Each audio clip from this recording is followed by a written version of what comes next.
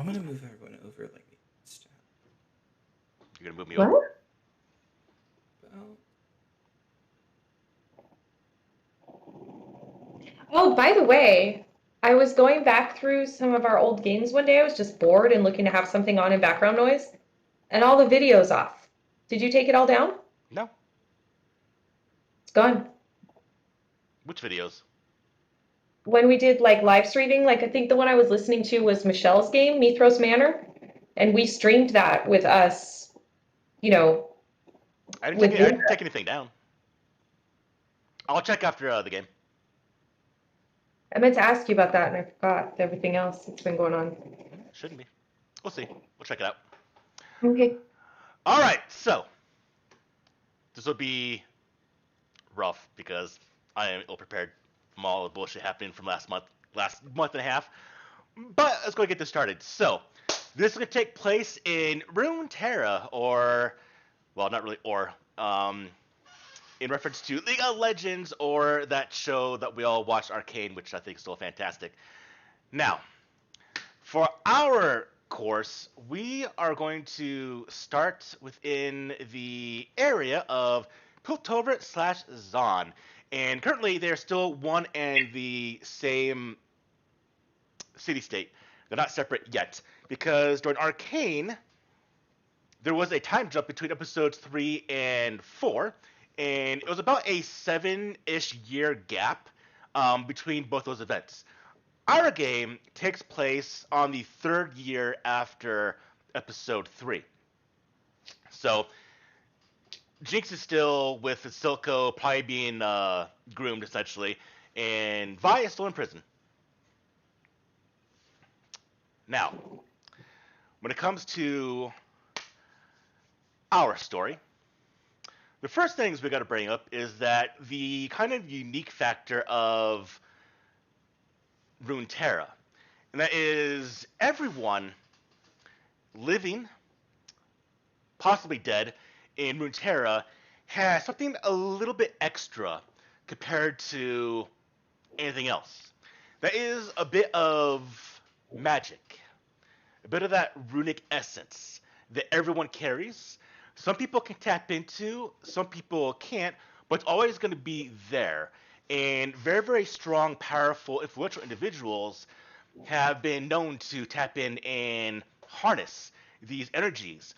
And these are essentially the rune energies because Runeterra was formed by several runes. It's what formed the entire continent, the land masses, the rivers, the mountains. Now, during the world's creation, those runestones ended up kind of fading away, going to locations, still actually on Runeterra, the surface itself, and in the course of time, they've actually been found. And these sparked events known as the Rune Wars. These massively powerful runestones have been used when they've been found to essentially conquer nations, to destroy empires, and because of that, some individuals took it upon themselves to lock away, hide, and keep these things out of human or any mortal's touch because they have such devastating qualities that entire nations have gone to war and bled for just one of these things. It's one of the most significant events of Runeterra. Now, in the nation of Piltover, known as the Progressive City, or the City of Progress, as it is a beacon of invention, of moving forward, and that has been very much brought upon, increased by a single individual's exploits, known by the name of Jace Talus. When he showed the council in Piltover and pretty much everyone in the world that he was able to combine the essence of magic with the technology of, well, technology. normally magic is only being held by rare and very few individuals that can actually use it.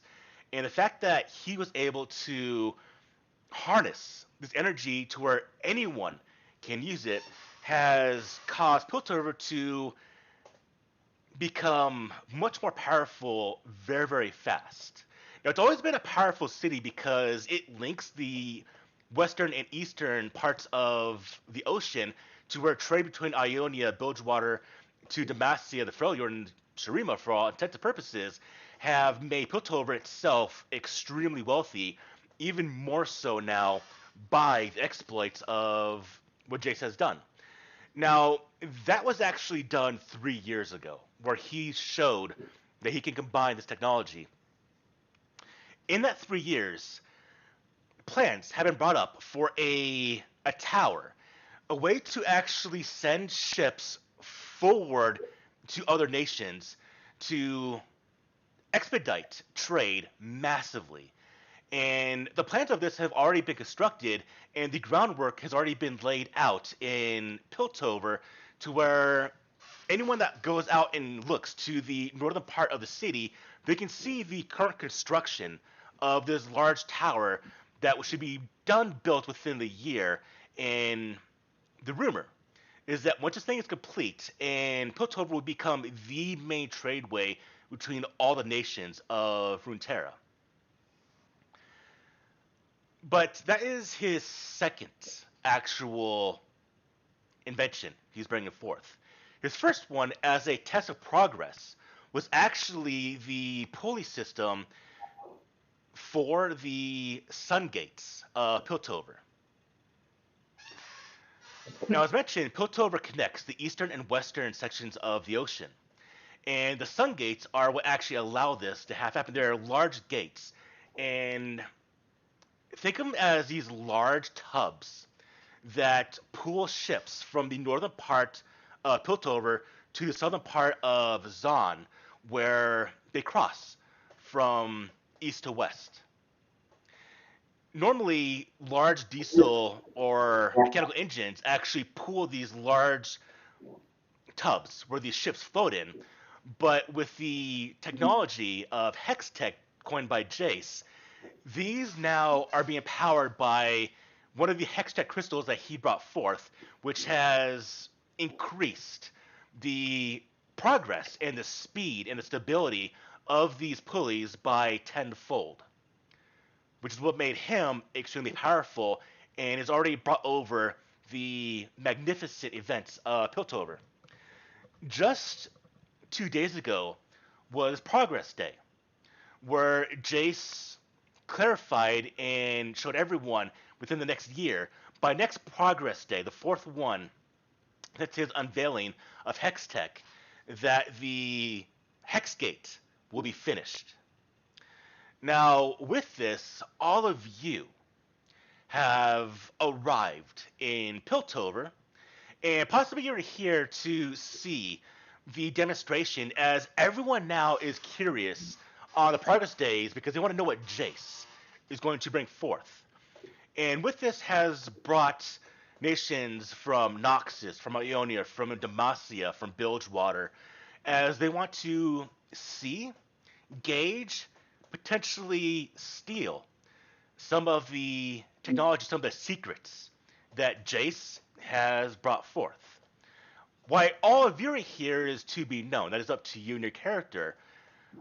But you find yourselves right now within the city of Piltover. And the question I have for all of you, with the technology of Hextech, it has brought forth hope, but also fear of what this can do in the arms of a warlord or people that might use it for a war state. So I guess the real quick question I have, as all of you are moving about 2 days after Progress Day, moving about the magnificent city of Piltover, the question I have for you, Chase, how do I pronounce your character's name? Ukin. Ukin. Ukin, what might have brought you to Piltover and Zon? Are you here because you're curious about hex tech? Are you afraid that it might be used for a malevolent type of purpose, or do you see it as a possible benefit to everyone? Or is there another reason you might be here? Yeah, I think the main reason I'm here is because um, I'm from Ionia, land where natural magic kind of flows freely, and I'm kind of concerned that introducing this new type of magic and mixture of science might upset that order and somehow devastate the natural magics that we hold over there in Ionia. So you're So here for a cautionary reason. yeah, I'm here as a cautionary thing. Being half Vastaya, I tend to act as a kind of not an ambassador, but a contact between many of the peoples of Ionia. So I just came here on my own to investigate that, or maybe on my own. I don't know. You're probably here on your own right now. Possibly, maybe not. But you're here because you're curious, but also you're cautious about what hex tech can do. All right, fantastic. Kira, what might you be here? What's the reason why you're in Piltover? I think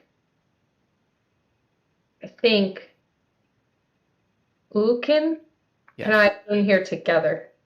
Okay. Yeah, Right. that's why I said maybe on my own.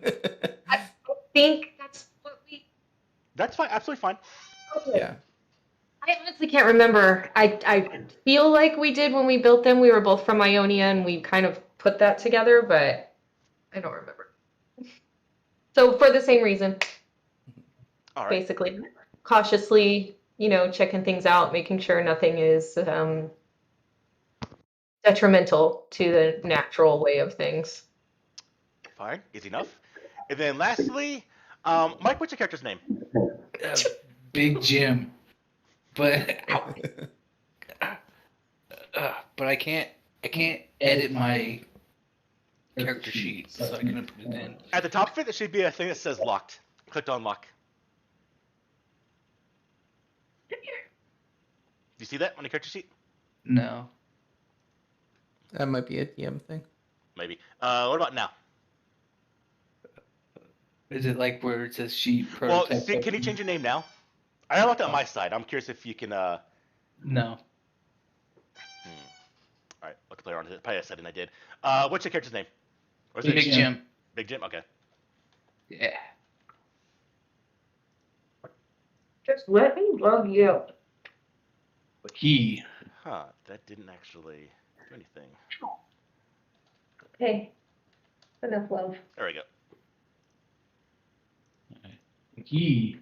But he is here because he knows this is where the party's gonna be. Like he knows, like, because I don't think I put down where he was from.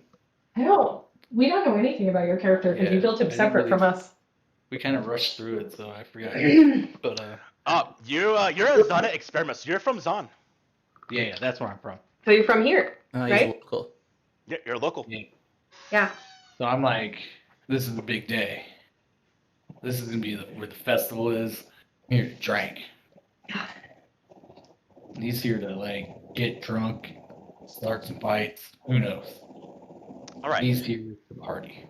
So the fact that you are a Zana experiment, which means, in addition to Jace bringing forth Hex Tech, there's been other individuals that actually have, in a way, done their own type of research, and that has been done with actually this new chemical compound known as Shimmer. And there is one big supplier of Shimmer within Zon. Actually, the only supplier of Shimmer in Zon, which is by an individual named Silco. And he controls the only distribution of this chemical. But with this, other people have bought it to experiment to try their own version of Shimmer, although to failed states. And you yourself, Big Jim, have been experimented upon either by him, his people, or by someone else, or yourself for that matter, to where you are a more of a successful experiment, as you've not died from the experience from other people, or the shimmer you took from Silco or bought from him has actually improved you somewhat. Yeah. So you see the benefit of these things. Now, as all of you are in the city, you find yourselves at a specific place known as, if I can recall the name,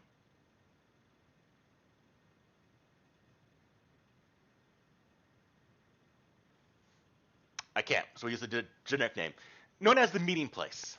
And essentially, when you think of when you think of Piltover, Piltover is the high point, and the lower parts that actually go under, not really under the ground, but below sea level, below land level, is actually Zon. They're the one in the same city, but Zon gained its name because at one point in time there was an actual outpost from a previous civilization from Shurima that was here. And during the construction of Piltover, making the Sun Gate actually collapsed most of the southern part of Piltover into the ground. And from there, a separation started to happen to where they eventually named themselves Zonites, or Zon, with the talk of about maybe one day earning their own freedom because such a gap in culture has formed between Piltover and Zon that a lot of people consider themselves completely different states. So Piltover is high, where progress, where the wealthy are, and the lower parts, beneath sea level, beneath ground level, is where Zon resides. It's where all the gutters, where all the trash, it's where all the experiments that have been frowned upon reside. The meeting place, or the borderlands, is essentially the lower part of Piltover and the higher part of Zon, where they meet, where trade, where gambling, where sex, where many things are done, taking place.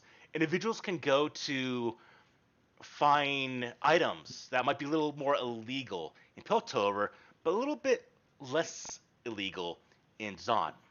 So a lot of trades, where a lot of action happens, where all of you currently reside. As you might be Mm. looking for drinks, for food, for sex, or just to investigate more of this hex tech, as the mechanism, the giant hex tech crystal that Jace has used is actually on this level. The boundary level is what's known as. The boundary level of Piltover. And that is where all of you currently are. I would say surrounding all of you is, just to make it easy and expedite the transfer, all of you are within the middle of a giant market square where people are hawking food, items, and there are some remnants of guards known as the enforcers are walking about because one big thing has occurred, and that is copycats or individuals trying to copy Jace have come up, and this has caused some dangerous Oh shoot! consequences. Sorry, Yeah. I just realized I was putting stuff into chat. It's fine. So, during this bustle of activity, during this event, 2 days after Progress Day, there are many people walking about. People are joyous, they're having a good time. Drinks are being had, food's being traded, items, illegal and whatnot, are being had. Enforcers are looking about mostly for anyone that might be looking for dangerous materials. Now, before we go any further, what might you three be possibly doing at this time? All of the above. Drinking. Food, sex, drinks, People watching. all of those things. To our wives and girlfriends, may they never meet. Fantastic. You, Big Jim, find yourself at one of the local bar stands here, and you have a drink in your hand, and your eyes might be looking out for anyone that just seems like be out of place, or someone might be easy to rough up, or someone that is just going to give you a bit of a challenge. You're from Zon. You definitely dealt with unscrupulous individuals. You're not afraid of it, and something you might look forward to. And I believe Kira is just here having a good time, going about drinking, looking for sex, and just being out here. What about you, Ukin? Ukin's pretty reserved. He's more so. I'm more so a people watcher than anything else. So we're here. If we're here in this kind of tavern-like area, All right. I would just if we're in the tavern, right? Yeah, it's a tavern called the Beating Heart. Okay. I'd be the one that's facing out towards the room. Just kind of, you see my eyes. I'll be looking at one person while simultaneously looking at that person with the other eye, because I'm a half Vastaya and I have million like or gecko like features. So I'm like watching two people at once. All right. So I am enjoying the party, so to speak, being social, talking to people, getting a feel of kind of what's going on here with everything that's new and how people feel about it. And have we heard of this shimmer? We've heard of it, right? With the talk of Hextech, and maybe the reason why you're down here is because of this rumor of Shimmer, where it is a chemical compound that is like an extreme drug, but has healing, it has medicinal properties. But it's not really found in Piltover, it's mostly found in Zon. But getting it is only by a few suppliers, which I would say right now you've not been able to find at the moment. Okay, I was just wondering if we'd heard about it. Yeah. So, I mean, it could be something I'm also kind of looking out for, is because you can see, I mean, what all have we heard? Can you physically see people who have used it? You can see it, like they exhibit signs physically and otherwise that show that they're currently using Shimmer or have used it in the past. One telltale sign is that people that recently bleed from taking Shimmer has their blood mixed with a kind of fluorescent pinkish hue. And Right. that's the easiest way to tell if someone's taking Shimmer.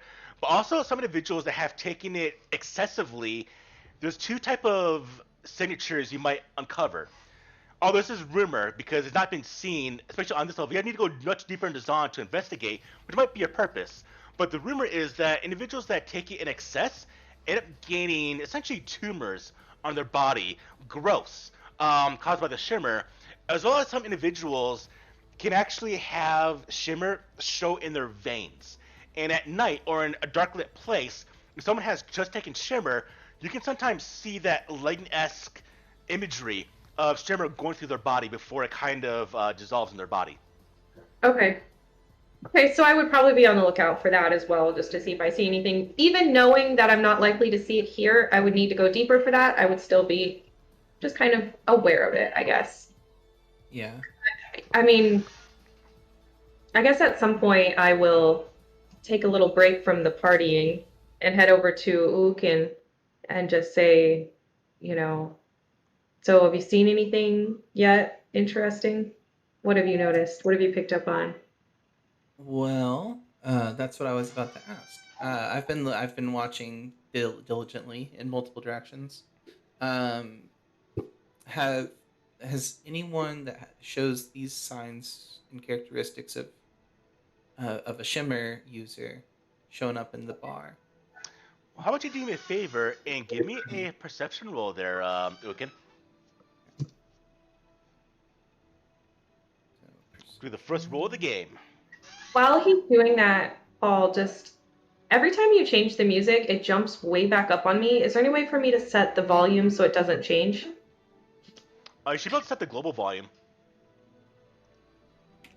If you go into the music settings and go to global volume controls and change the playlist volume. Got it. starting us off right. That's a 1. Oh no. Nice. Oh no.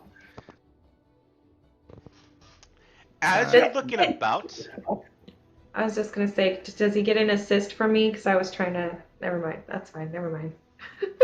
if you want to roll yourself, Kira, by all means. Do what? If you want to roll for yourself, by all means, go ahead. Okay. Do I get aid because I was looking in 2 directions? No. I will intentionally give myself disadvantage because I'm not gonna lie, I was definitely there enjoying the party. Are you okay with that? Go for it. All right. Skills. I gotta remember where everything's at. I'm actually proficient in perception. Yeah, me too. Oh, well, you know, I mean, I did that to myself. Seriously? I mean, I rolled a 12 and 1. All right. I haven't seen anything. So the reason why you don't see anything is as you turn looking about, a commotion happens outside.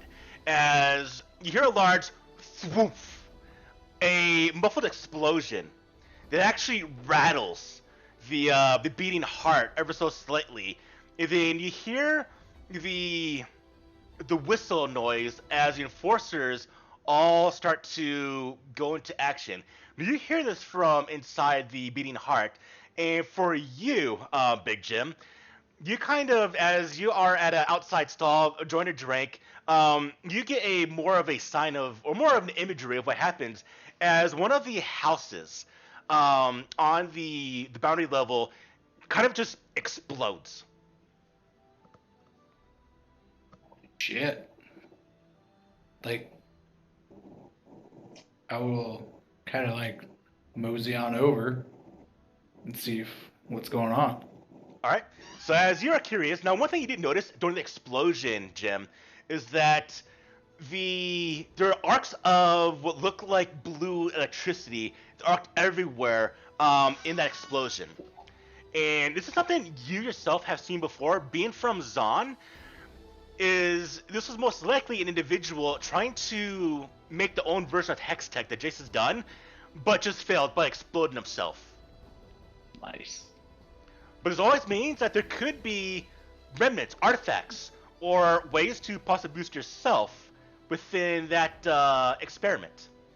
So as you go over to investigate, what I want to know is what Arukin and Kira are doing, as a lot of the people inside the bar actually go outside because they're curious about why there was a giant explosion that just occurred.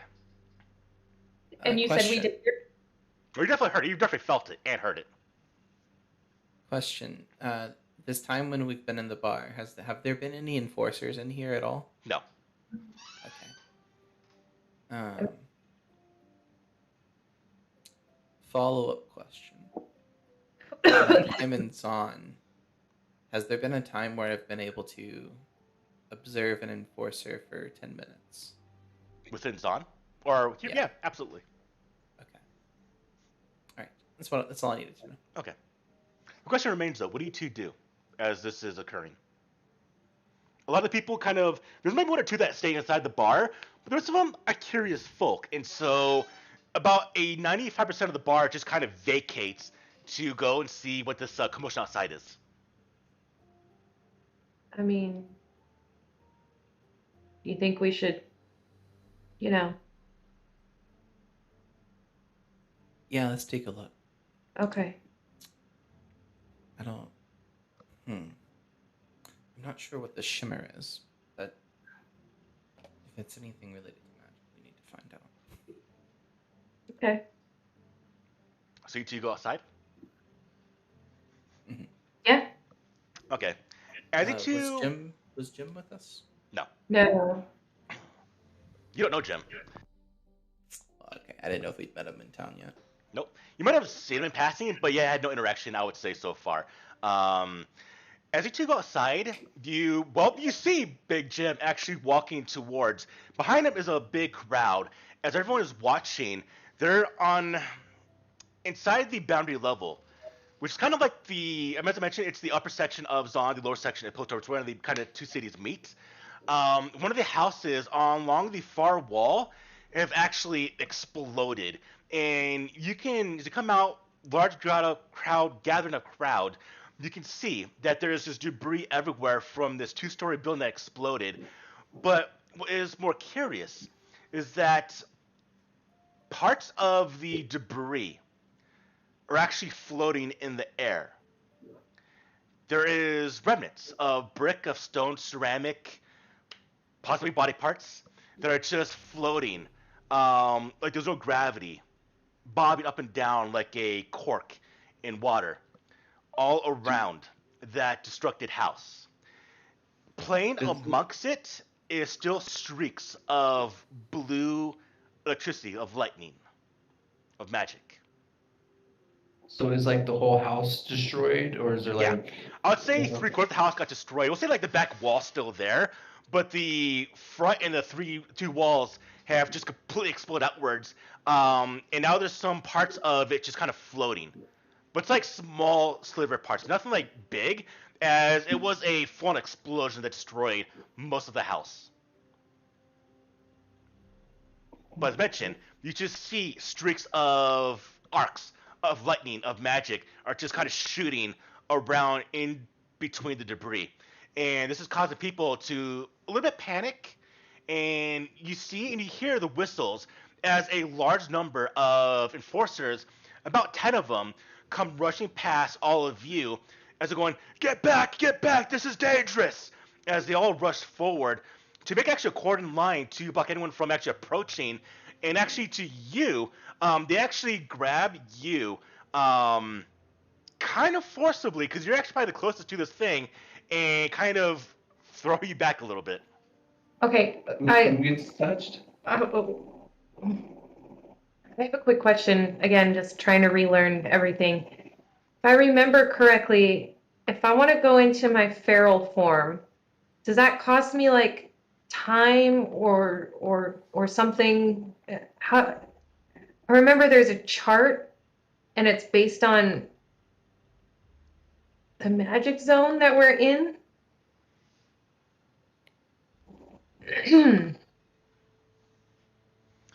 We're in a low magic zone.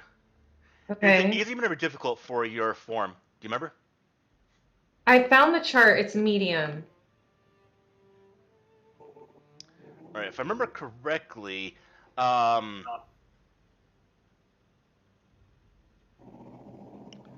want to say it takes 7 rounds, so about a minute to go into the form, and it lasts about 2 hours.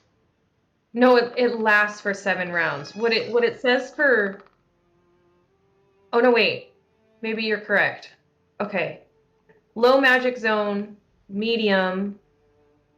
It says duration, exploration trance, and combat trance. I can't remember offhand, so we'll go with the longer time frame. So we'll go with the 2 hours for right now. Okay. Then I'll relearn this once we have after the game more free time. I wonder what is this little star supposed to be times? 5 times profession? I believe so. Yes. I mean, 10 times proficiency. okay. And that's duration. That's how long it lasts? It should last you 10 minutes. Because I mean, I hate to, you say we'll check it out, but this is like, she's built on this. So especially if we're about to go into combat. Well, we'll have to. Let's do this. We'll look up real quick since. Okay. I'm sorry, but this is like. I honestly forgot. That's why. Yeah, I did too. I'm trying, and I found the chart, and I'm trying to look at it, and I just don't remember what stands for what.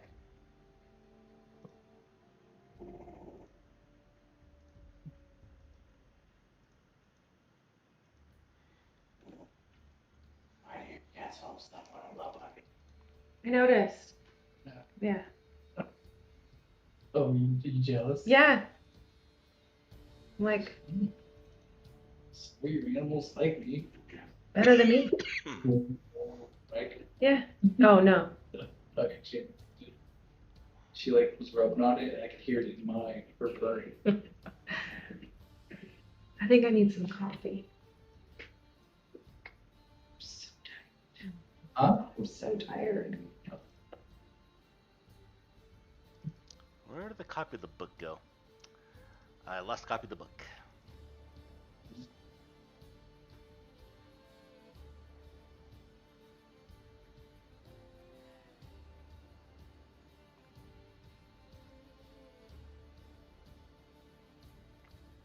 Dang it. I know it real quick. Mike, Jenny, take a look at this real quick. Hold on. Let's see if it will. It's blurry. It's blurry, isn't it? Yeah. Can you tell what it is at least? I know it's your. Oh, is it your Lala? No, Well, it's his selling market or something. I don't know. Or his yeah, it's vendor. my market board. Is it the I cloth? see it. No, so each of my retainers had 20 items, 20 slots of materia to sell on them. And they're all down to under 5 now. So next time I log on, I'm going to be seeing how much money I made. I think I did the math, and if it sold everything, it was close to 3 million. Nice. All right, Hey. Vastaya. Are you still warm? I mean, I'm like okay now. Okay. Why? Are you cold? I have a blanket. I mean, you keep it at like 90 degrees in this place.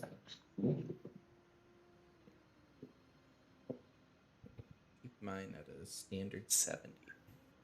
Our heat is set for like 69, 68, and it never kicks on. Yet somehow it's Okay. like, Huh? I wonder why. Maybe because we have a space heater right there not on. that you turn on every once in a while. It's not on right now. Yeah, right now. Hasn't been on all day. The thing like heats up the room like instantly. Yeah, I don't have any kind of heater in my box except for the essential heat. Okay. Oh. Oh. It doesn't really get that cold for you guys, though, right? Like it's like at like 30s. 4 in the morning. It's like high 30s. Oh, okay. Like for like 10 minutes, and then it starts warming up and go. We're supposed to get snow again tonight. Nice. I think it's right now. It says it's 36 degrees. It's And our- not 36 degrees outside. It's warmer than that. That's what my weather app says. Oh wait, this is not correct. That is Hold not on. correct. That is not correct. It's like 68. Just out of curiosity, where is Westminster Abbey? England? That's what. England. Because I have this to like pick based on my location. You have a VPN? I was just about to say that. You get your VPN on? 61. That's more like it. Yeah, it didn't get into the 60s today at all. I think the high today was like 45. Nice. Low on Saturday is 47. Nice. I think it's supposed to drop down to 23 tonight. Ew. And it's raining, so that means snow.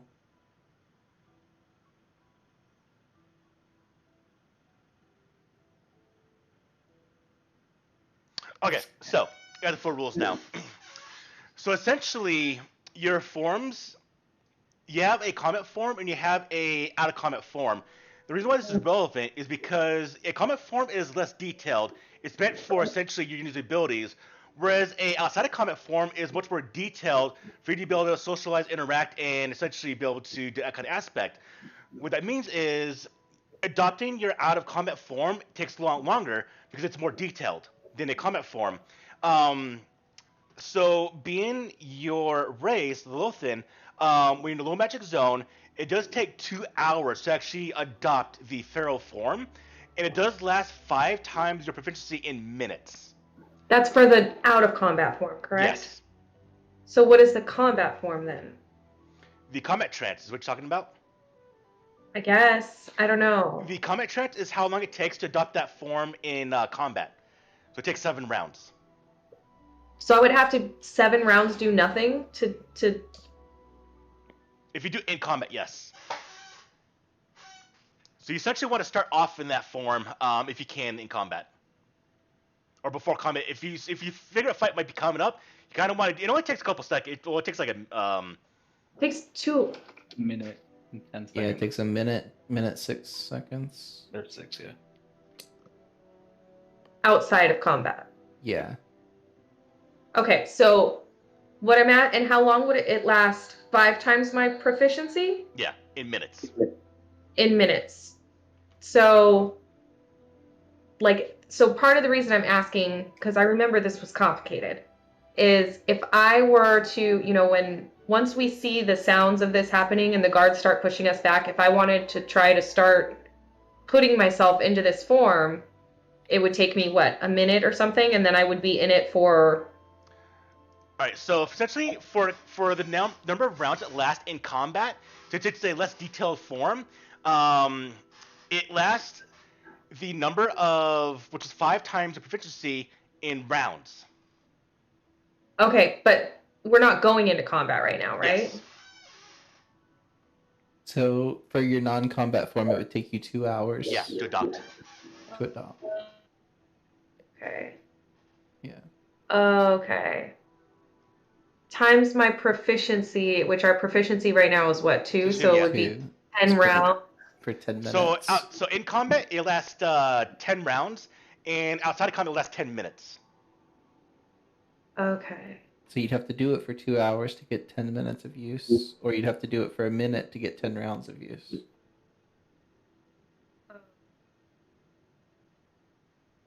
Maybe when you level up, I it don't gets easier. I don't really fully understand that. It doesn't get easier to do, it just lasts longer, that's all. Yeah. Oh. I don't know. I don't understand it really still, but that's okay. I feel like from what I'm hearing, just forget it. It's not going to happen, so we'll just move on. I'm Something sorry. we can plan out. We can. Yeah. Like if we need you in that form, specifically like the non-combat form, then that's something we can plan around. Well, the non-combat form still only lasts for what, a couple minutes? 10 minutes, yeah. Yeah, 2 hours for 10 minutes? That doesn't... Anyway, never mind. Moving on. Yeah. It seemed not efficient at all, so forget it. I seem to remember now that we're going over that again, I seem to remember feeling that way before as well, and I forgot. Oh, okay. Okay, so the building exploded, and it was a Zon building, or was it was a Piltover building? It was a that Zon exploded? building. It was a Zon building. Yeah. Okay. So the question was I the one being pushed? You're being pulled back, away from the wreckage. And where do they grab me? Probably the back of the collar. Okay, so they don't touch my skin? Nah. Okay. Plus, they're wearing gloves. Okay. Yeah, these are enforcers. They're fully armored. I'm just like, the hell? You know, this is dangerous. Get back. And so they grab you by the back of the shirt and they pull you back. Can I want to resist, so when he goes to pull me, I don't move, and then I just walk back. Go ahead and give me a strength saving throw.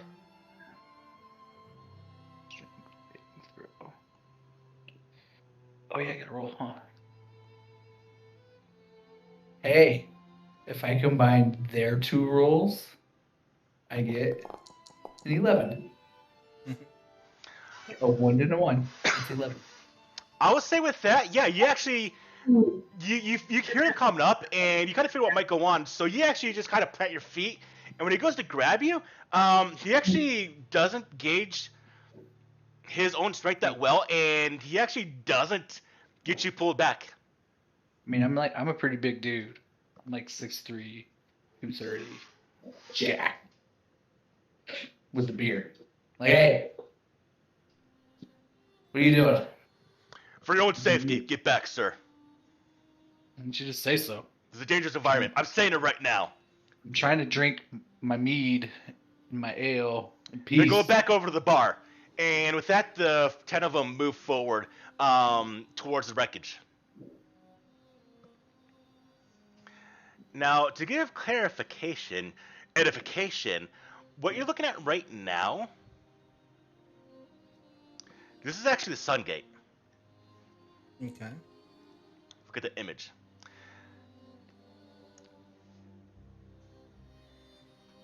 So all of you are actually kind of around the sea level right now. The bottom part of the map is kind of where you are right now. And you end up watching as this is occurring, and all three of you are watching this house. Some of that electricity that is flowing around the area shoots up and actually strikes one of the mechanisms on the Sun Gate. And when that hits, you hear an alarm start to blare as one of the emergency sluices actually opens up, being triggered by this latent arcane energy that was unleashed upon this house. Part of the gate starts to open up. Not meant to be open at this time, or really any time, as it was one of the initial constructions of the Sun Gates. But with it being powered, it starts to open up, but with the massive amount of weight and water behind it, it shears the door off of its hinges. And with that, more parts of this wall that blocks the seawater crumples and breaks part of the wall, and a massive wall of water, a tidal wave, actually flows through into the boundary area where you all reside. And all three of you watch as this giant gush of water strikes the house, demolishes it. Immediately, the 10 enforcers are swept away, and the water heads to the entire area before it flows down lower in the depths of Zon. And all of you are in its way. I'm just gonna hold my beer. You have seconds before this tidal wave of water hits all of you. If I climb the building, would I be out of its way? You have to climb exceptionally well. I do. Huh. I do climb exceptionally well. All right, so we're going to start climbing. Go ahead and give me a roll there, Chase. Okay. Like, how big is this wall of Give water? me a athletics roll. And I want to see what Kira and what Jim do. So, like, this is like a really, like, how high up is this, like, Oh, no. tidal wave coming at us? Like 30 feet in height. It's essentially the sea coming into the area right now. I mean, I climb exceptionally well, just not today.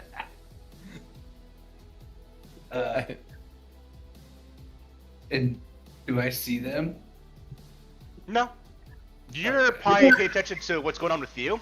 But I would say Kira watches as immediately Ukin starts to climb the side walls as best he can when it just collapses from the destruction coming forth. And you watch, Kira, as Ukin tumbles in this tidal wave into the lower parts of Zon. I'm gonna jump in after him. Okay. I'm gonna try and grab him or go with him or something. I see my friend being carried away by a tidal wave. I'm gonna try and something immediately. Okay. Go ahead and give me as well a athletics check. Is there a cart nearby? Yes. I'm gonna run over, flip the cart over, and brace Okay. for impact. Not great, buddy. Then I'll even rage.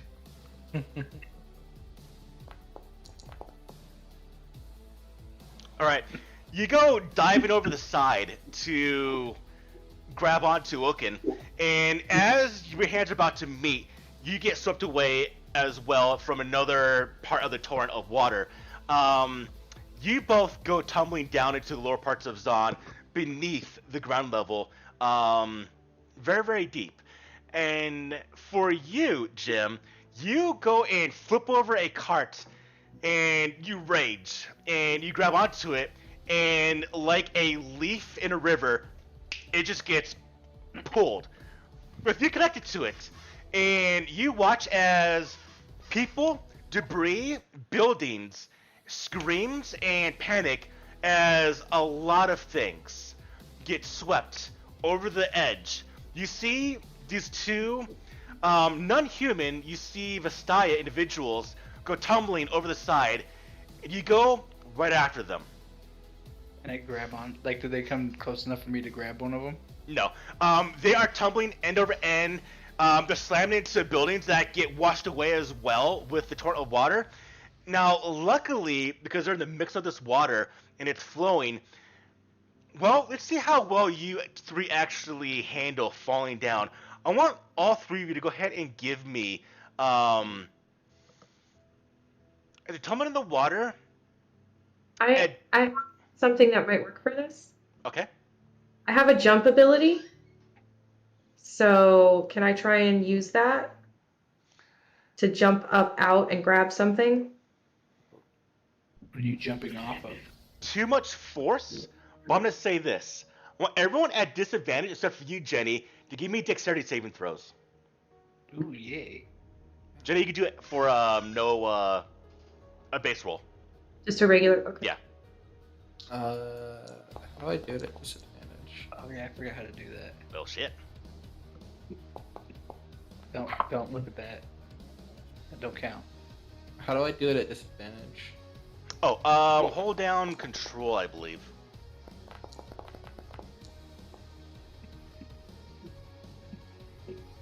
Okay. Oh yeah. Oh my gosh. You're not going to believe this. Did you roll 2 natural 20s? I rolled a 5. I knew it. I freaking knew it by the look on your face. Oh, who did that? Oh Chase. shit, Chase. Ulden. All right. So it looks like Kira succeeded. Oaken definitely succeeded. Big Jim, you did not. So, you're all going to take half damage, except for you, Jim, taking full damage of your tumbling through this area, which is 4. So, Jim, take 4 damage, and the two of you take 2 damage. I am raging, but I still take 2 half damage, right? This is the planet smashing you, so yes. So I take 2.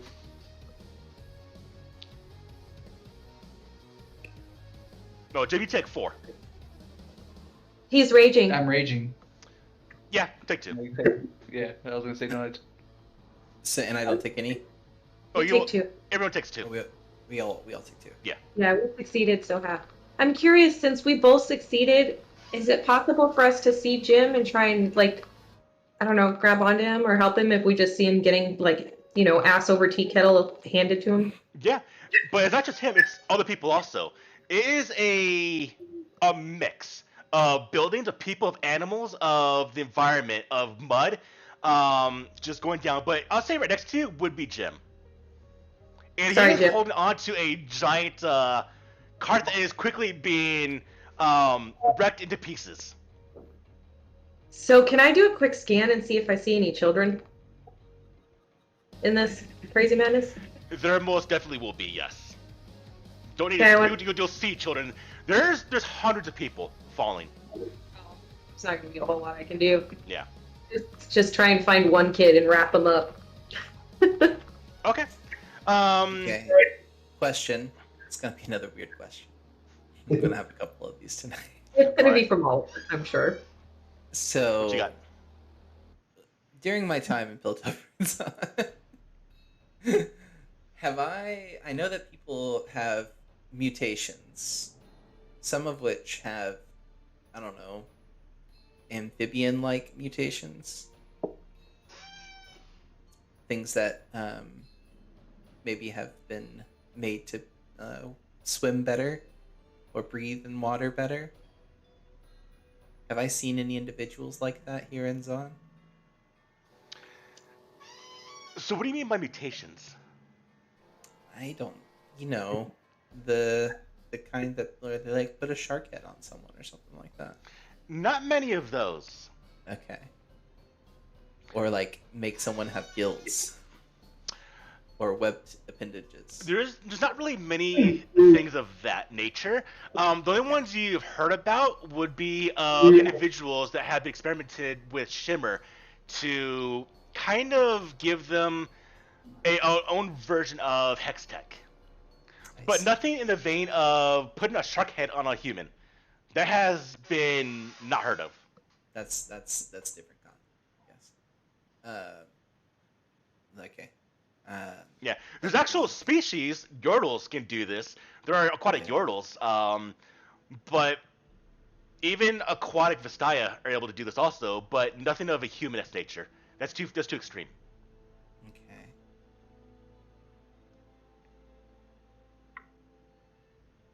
All right, if you want to grab onto a child there, Kira, go ahead and give me a dexterity check.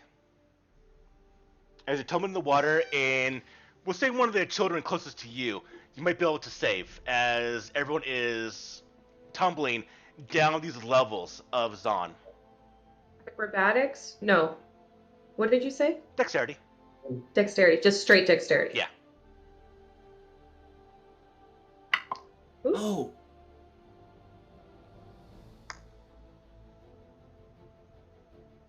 Okay. All right. So you watch as other people are being swept over more and more. You do see, unfortunately, dead bodies as just this falling is crushing people. One next to you, though, is going end over end, and you just kind of grab onto her and just kind of keep her close as you take kind of the brunt of what would happen to her.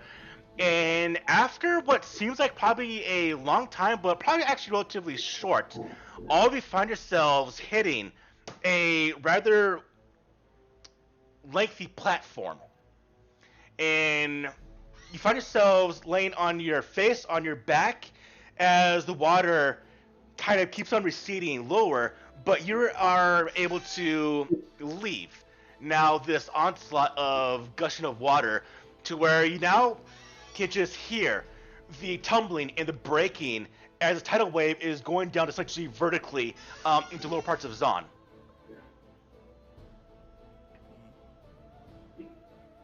What? I think I figured it out there at the end. I immediately stand up and look around for Uokin. I still have, I don't know, a little girl in my arms. She okay? She starts coughing. Some water comes out of her mouth, and she starts looking around in a panic. You see Uokin on his face about maybe 20 feet away. He starts to pick himself up. And then you also see to your other side, you see, well, I don't know if we ever talked about what y'all look like. I don't think we. Well, I mean, I think we know. Yeah, but I have no idea otherwise, and I don't think he knows what we look like. So, Well, we're talking about Mike, right? Yeah. So Mike made his character separately. So now you see each other.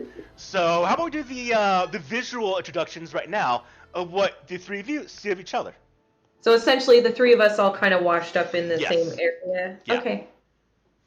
so we'll start with me. So as I'm laying face down, just punch the ground, lift myself up, and you see about 6'3", 230-pound muscly guy with an awesome handlebar mustache that goes into some chops. Sweet dew. Well, you probably can't tell from the dew right now because it's wet. But like suspenders, white t-shirt, trousers, human. Pretty much like the picture. Now, since you are the Zana experiment, what is your change? Well, so Or would they see it? they probably wouldn't be able to tell right now. Okay. I just assume that he's kind of sweaty. Well, I would say this though. The difference between Hextech and um, Chemtech is Chemtech is much more noticeable.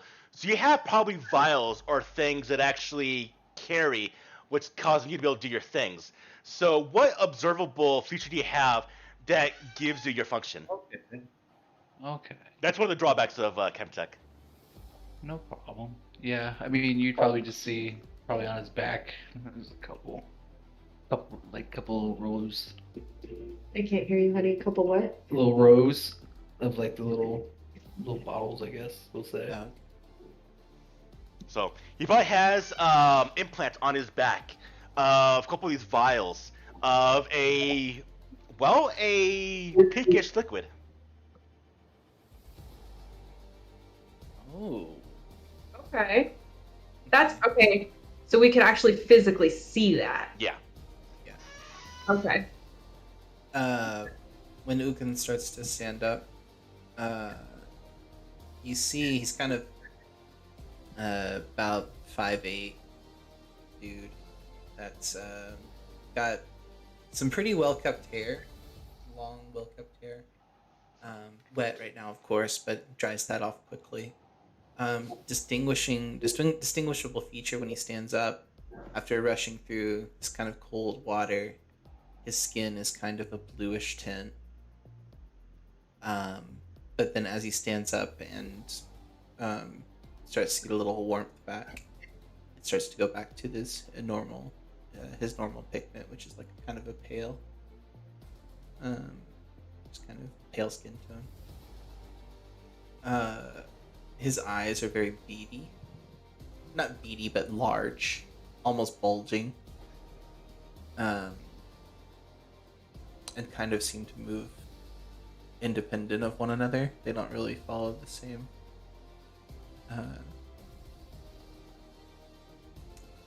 they don't stick together. They kind of move independently of one another. Just near. Yeah, kind of. I mean, he can make them do that. He can make them look normal, but whenever he's whenever he's relaxed, they just kind of go everywhere. Yeah, he's got a long kind of bluish cloak on right now, just kind of to hide his regional garb. So for Kira, I guess in this moment when you first see her, I think my hood would still be on. So she's hooded, but there's holes and you can see large ears, well, medium-sized ears coming out through the holes of the hood. So maybe that probably held the hood on. I don't know, maybe. If not, I would have pulled it back up pretty quickly. And there's white ears with dark purple at the tips. And I guess underneath the hood, you could see a little bit of white and darker purple hair peeking out. It's all black. It's a cloak. And she has...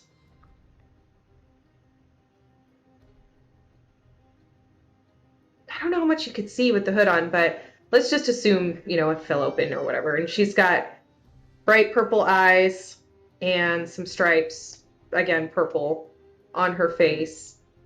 She's probably about 5'4"-ish, not real tall, a little bit short. And the cape on her back is a very dark color, black almost, more like a royal purple. And you'll actually see her sort of fan it out and it turns into feathers and just shake the water out of them real quick as it comes back down into what looks like what would be a cloak again. And she's got a kid in her arms, a little girl, apparently, that looks like she's about to panic. Oh, she was full on panicking. Yeah. Now I'll say this: Vastaya aren't rare, so to you, Jim, you actually would know who these two are race-wise immediately. May not specific about who they are, but you do know that they are Vastaya. It's not obvious though for me that I'm not like fully Vastaya. Like Did you... Go ahead, Chase. I'm only half Vastaya, so I don't have a lot of this like super distinguishing features, just a few traits. Did you say they are not rare or they are rare? They're not rare. Okay. Some species of Vastaya are, but the race in general is not rare. Okay. especially where we're from. Like Mhm. separate everywhere where we're from. Yeah, I know where we're from, they're not for sure. I wasn't sure here in Piltover and. No, just because it's such a giant tradeway, all races would be essentially mixed here. Okay, sounds good. All right. Immediately, this small girl just kind of looks around and just kind of starts bawling her eyes out that she went through this thing. Look at the scenery around you. So, as mentioned, Zon goes down, and it kind of has a funnel shape as it goes down, and the edge is where everyone kind of lives, and you're at the edge. And there's just complete destruction on this side. On the other side of the canyon is untouched, as the water just kind of fell down this side of the canyon. But essentially, everything got kind of swept away from this breaking of part of the Sun Gate, and it's just destruction everywhere. And unfortunately, there are a lot of unmoving bodies around. Okay. Oh no. I'm gonna check the girl and just kind of holding on to her. I'm gonna be like, Shh, it's okay, it's all right, it's gonna be okay. Calm down, and I'm gonna go to once I see my friend stand up, moving around. Okay, he's breathing. Maybe find somebody, whoever's closest to me, that looks like they might need help, and check them out.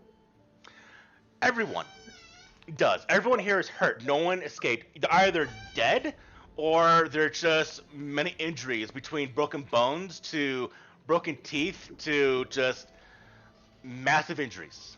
And already people are starting to pick themselves up and people are kind of just gauging the surrounding area and what has occurred. And you're starting to hear different reactions saying, bullshit, this is Piltover's fault. We're always treated like shit. To raging of, see, this is what happens. This is all Jason's fault with his inventions.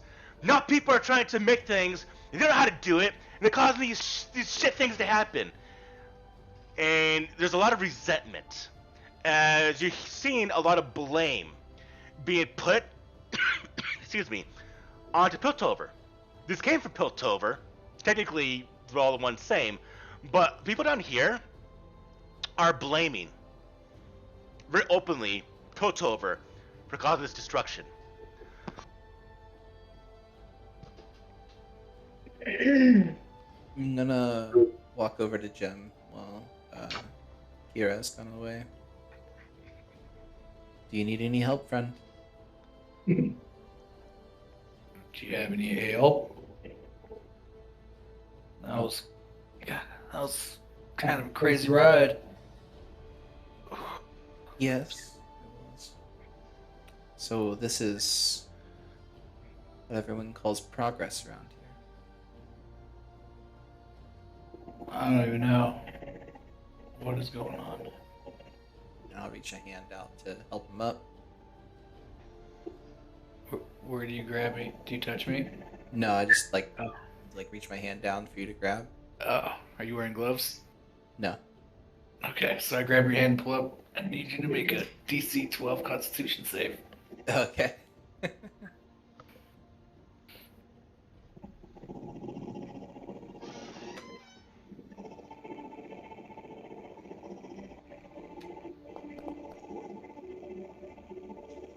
Nope. You're drunk for the next minute. Ooh. You were intoxicated. Like, ugh. It's actually a poison. And the contact with this skin causes you to become very disoriented, Uokin. Okay. In that case, I'm gonna sit down. Like, oh. Yeah, that's right. Sorry. My eyes are going crazy, like all over the place. You'll be good in like a minute. You're fine. Sorry. At this point, I start heading over. Lucan, you alright? I was a shark for a minute. What? Wait, what? You're The water. Wait, what did you do to him? No. He's fine. He's fine. Just give him a minute. Did you not see me? I climbed the wall and fell and became a shark. This is not like you. What did you do to him? He's fine. I'm asking you what you I did. didn't do anything. He helped me up. He didn't do anything. See? I'm gonna cast Cure Wounds on him. Okay. He didn't do anything. I didn't. I just, I'm fine. he's fine. Just give him a minute. He'll be fine. Stop. Oh, hold on. I'm trying to. I am casting this. It's telling me. There it is. He's like trying to get a drunk girl in a car. No. No. Stop. No. No. Where did my die I'm go? not done yet. Oh my gosh. I think it's enough to get rid of the drunkenness, but I rolled a 1. Oh, Cure Wounds doesn't Yeah, it cure doesn't. drunkenness. I just get my 2 hit points. No. Oh, Oh, well. hit points back. He's healed from the fall. Yeah. There you You go. need less restoration to get that Yeah. drunkenness away. Well, I don't know what's wrong with you. I'm just trying to like do whatever I've What's got. wrong with me? He's fine. I told you, just give him a minute. There's other people we can tend to. It's at this point in time that the little girl you've actually been kind of holding next to, Kira, she actually kind of darts off. Okay. It's fine. And there's a lot of. She's like one of the ones that's okay, so. Yeah. You know, and I know that life can be rough and you figure that shit out, so. And life is rough down here. Now, you're within the lower sections of Zon, which is where more of the trash, more of the unscrupulous parts of the city reside. Although it's gotten a bit of a clean, fresh take from all this water falling down. But even from now, even from right here, you're starting to see the sights of Zon starting to come forth. And what I mean by that is, when you fell down, and afterwards when you kind of got back up, you looked at the sky, it was actually relatively clear.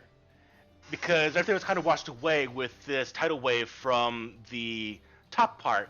But even now, you're starting to see a haze starting to fill in that was washed away.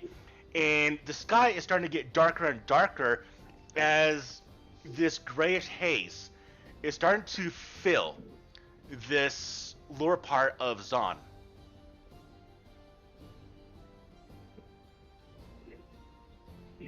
Just saying, those guys that blew themselves up should be happy they're dead. Because what they just did, I would kill them. Now, for you, Mike, Jim, since you're from Zon, you know what this is. This is known as the Gray. This cloud, which can be thicker in some areas and thinner in some, but typically always resides in the lower parts, even sometimes the upper parts of Zon, is essentially a poisonous cloud. Known as the Gray, no one really knows what causes it, just that within the last couple of years, it's getting thicker and thicker and more dangerous. Oh, we need to get away from that. I'm just gonna look at him and be like, I don't know who you are, what you did, but Didn't do anything. probably need to get out of here. And I'm gonna put a hand down to Ook and help him up. Is he starting to feel better yet? Yeah, I'll say by now. Okay. Yeah, I'm good now. Now, I will say, with you two asking about Shimmer, I would say the vials, or I would say a couple of the broken vials on the back of Jim's back, does kind of bring attention to you. And Jim, you actually start to feel a little bit nauseous yourself, because what you do need a kind of steady supply of this compound. And unfortunately, in your fall, you've broken some of the vials on your body. Oh. Guess we gotta get out of here. Well, I'm leaving. I gotta go get some things. Alright. Nice talking to you guys. And then I'm just start walking. Who is that guy? I don't know, but don't touch him. Oh, okay. Oh. Yeah, you know that feeling you get when you drink the the nectar from the trees back home that's been sitting for a while. Yeah. I Yeah. got that feeling. Oh. I mean, that's not that bad. I mean, sometimes we just do that for fun. Do you think we should I don't think look at those things on his back? Should we he's walking a little wobbly too. I think that's the what they call it, the shimmer. Maybe?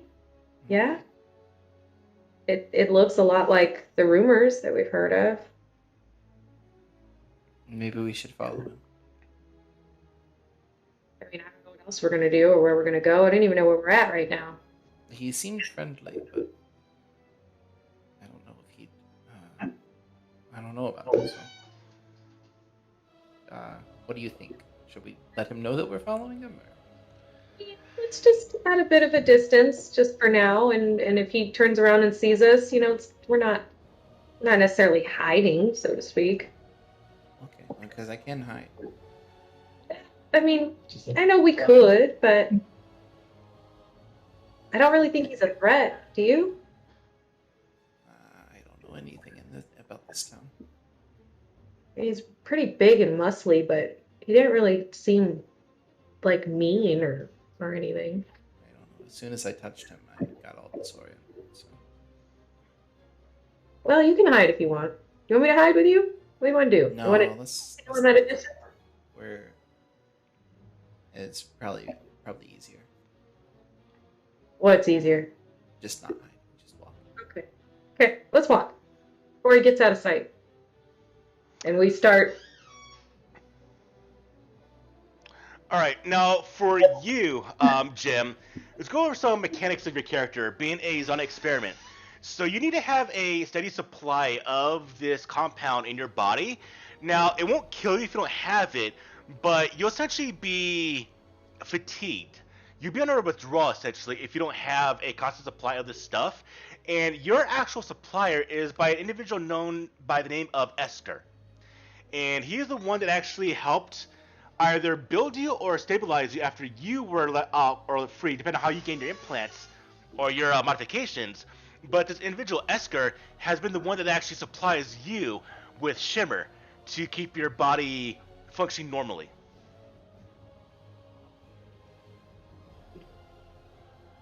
Yep, that's where I'm headed. All right.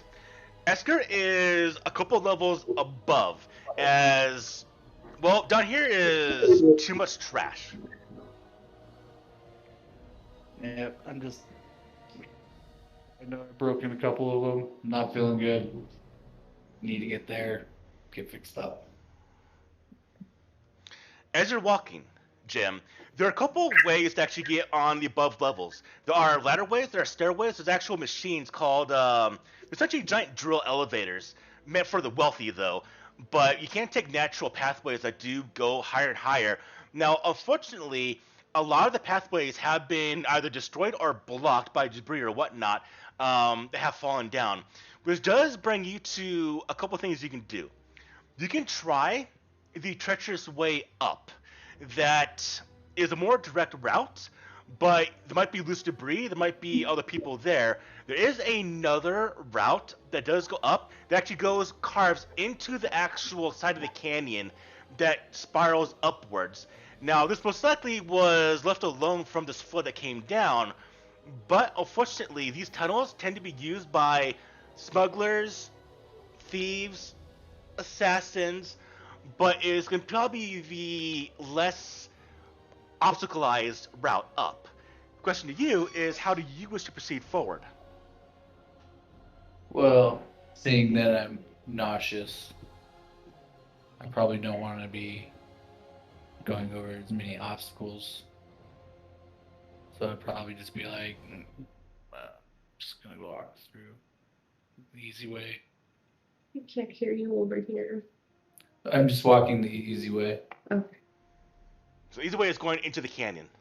Yeah. Okay. Good. So you start making your way, and eventually you see this mine entrance, because this was actually a mining town, and so you enter into one of the mine shafts. that go into the side of the canyon. You two, Ukin and Kira, trailing this individual that has these modifications on his body of this pinkish compound that you have been rumored to know as Shimmer. And to get more information, this is one individual that might get you that information. So, how do you wish to proceed forward as he enters into a mine shaft? So he hasn't noticed us at all. We haven't been trying to be stealthy yet. He just hasn't noticed. I'm not paying any attention. So that'd be a no. I'm just focused on, I gotta get to Esther. I'm just like trudging along because my body's like probably a little sore from all that water. Kira. Oh, yeah. Sorry. I think it's time to be stealthy.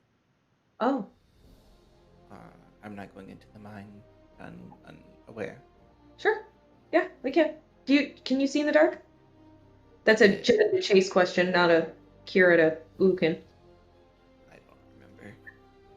I don't actually have my Hephaestia trait like on my sheet, yeah. so I don't think I can see in the dark either. I can. Now, luckily, this mine shaft, because it is used by the people, does have light inside it. Oh, okay. sweet. Is it Doesn't even dim matter. light? It is.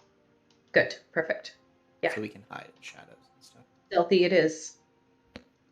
Yeah. I don't think we'll need it. He doesn't seem to be paying much attention. But if there's anything else in there, I think stealthy is a way to go anyway.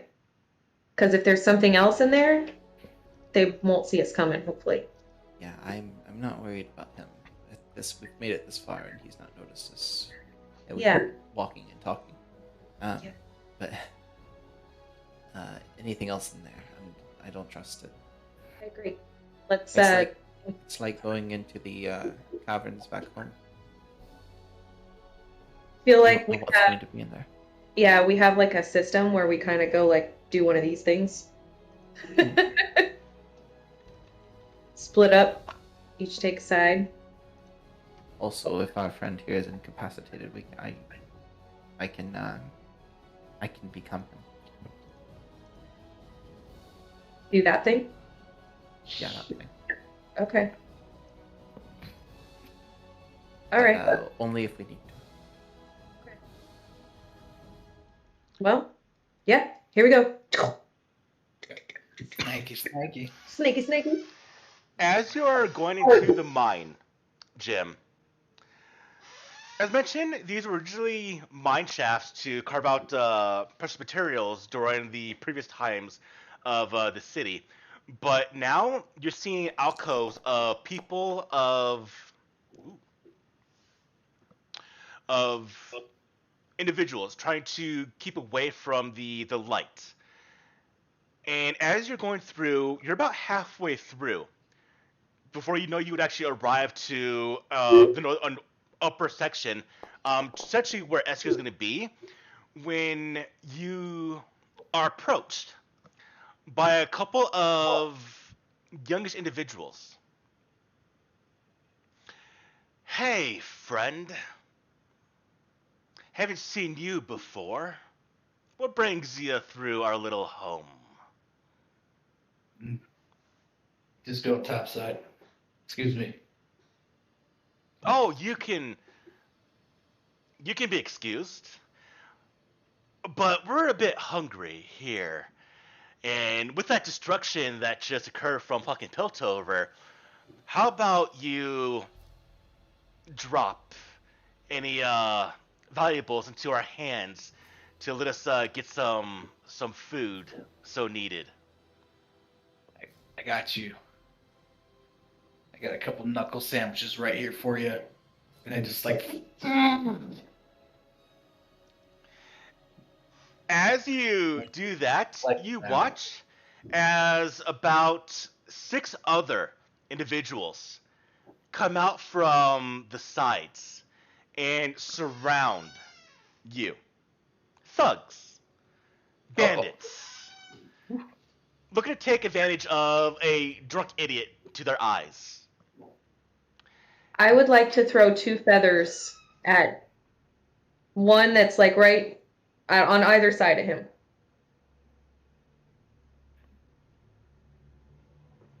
Uh, did you need us to roll stealth before, or do? Oh, we already rolled stealth, so that's fine. So we're using Kira's. Okay. So, Kira, um, you actually you immediately just go engage. Yeah, I see him getting ambushed. So I actually want to throw them not to non-lethal. What I want to do is just let these thugs make them believe that maybe he's not necessarily as alone as he appears. That's my intention. Do you want Just to let hit? him go. Do you want to hit them, or you just want to? No, I definitely do want to hit them, Okay. but like arm or leg, like I'm going because straight punchy right now. we're interested in him and where he's going and what he's got going on based on some of the research and stuff we're trying to figure out. So I'd rather he not be murdered by thugs. So just again to kind of give the perception maybe he's not as alone as we thought he was, and just shink shink 2 feathers just straight in to either of them. All right. You watch, Jim, as these thugs surround you, and 2 of them on the other side to essentially flank you. When out of the darkness, 2 feathers just come zooming by, striking both of them each in the shoulder, and well, let's see how well you might do. I want to see if I want to do a roll here. Kira, go ahead and give me an intimidation roll. Okay, I have attack rolls with the feathers. Like it's an actual ability that I have. Yeah. So you want that or you want Actually, let's see if you hit first. Yeah, actually, go ahead and give me attack. Let's see if you actually hit with these. Okay. So I have an ability right now because I'm hidden and I have to find it.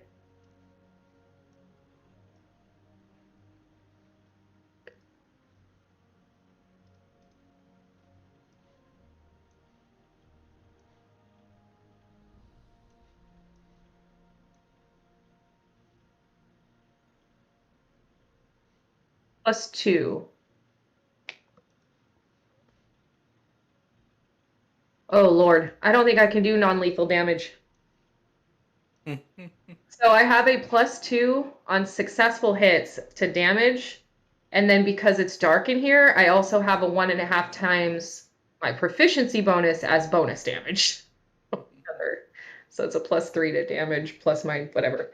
Anyway, I think it's just a regular roll to hit, so I'll roll the thing.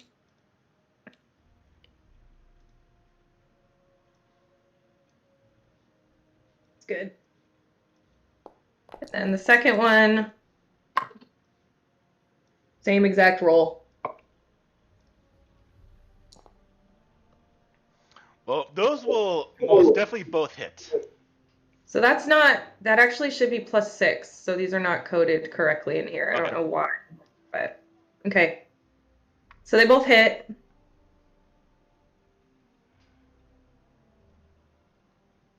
Second, write that down to do.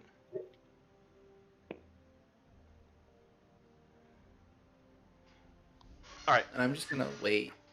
I'm not gonna act or anything just yet. I'm just waiting and watching.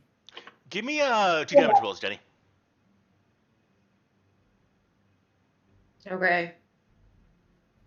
So what's 1.5 times my proficiency? Would be 3. Yeah.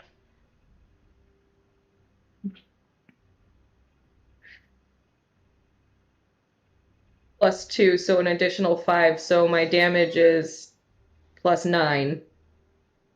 Jeez. I said non-lethal though. Non-lethal feather. And he's dead. Well, it's only a D4. It's a D4 for both of them +9. So minimum 10 damage. Got it. I rolled a freaking 4. 13 damage. So it's gonna be 13.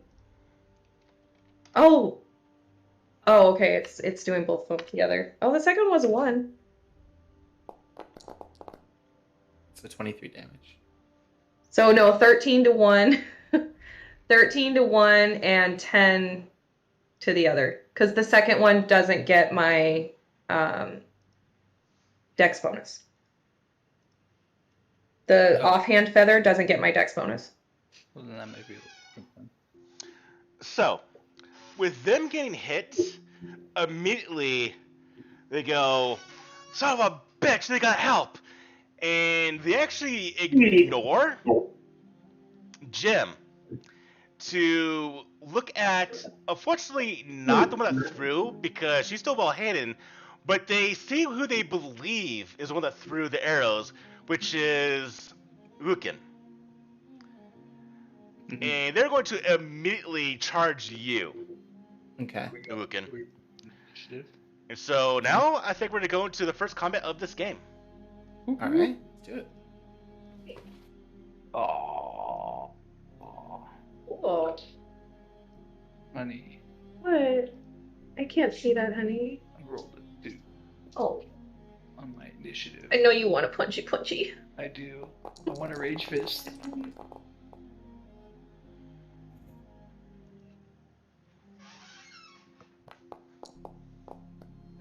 Okay.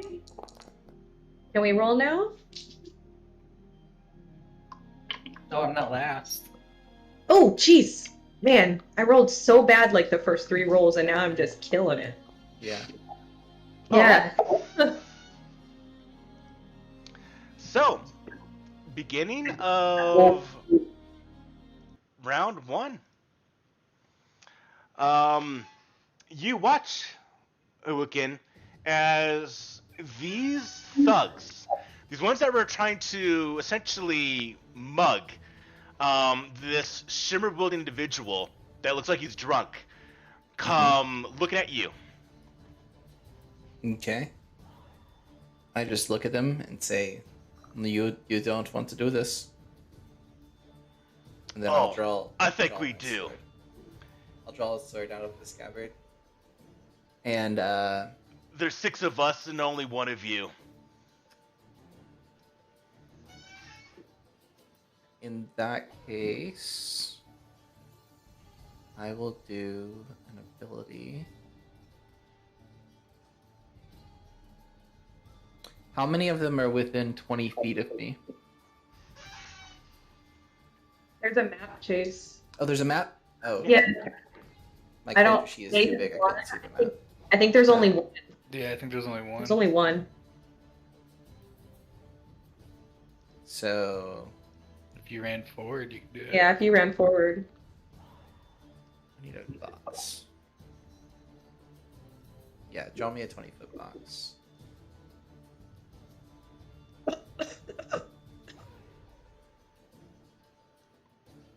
Essentially that. Okay. And I could... So if I take a couple steps forward, like right there.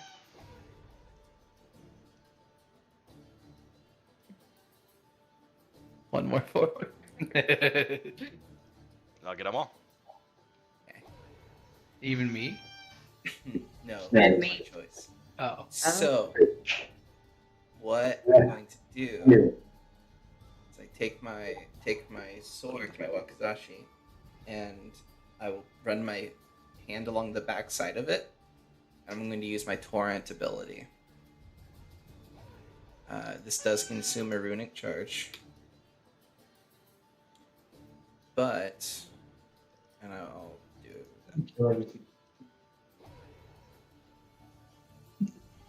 So I get to make a runic charge attack against each individual within the radius. So yeah, I run my hand along the back of my blade, and how many of these are? 6 of them? Well, let's say you have to see all of them. I imagine. I imagine line of sight is still having effect, and this is a wall right here. Oh, that's a wall? Yeah.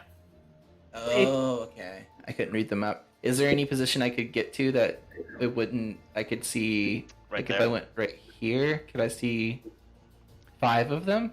You see 5 of them. Yeah, I'll say you'll see 5 from there. Okay, 5 is good for me. And it's not that powerful of an attack. It's just a d6 to everyone. But it's a d6 to everyone. Go for it. So that's what I'll do. Do they get a saving throw or anything? I make an attack roll. Can I target more than one at a time? Yeah, hold on Alt and click on the ones you want to hit. Alt. So, those. Oh wait, dude, it says to make an individual attack roll for each of them. So you just roll 6 attacks. Just roll 6 attacks, yeah. I wonder if this will do it if I...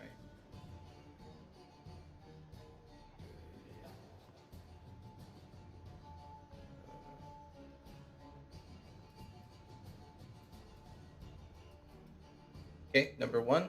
I'm gonna go left to right.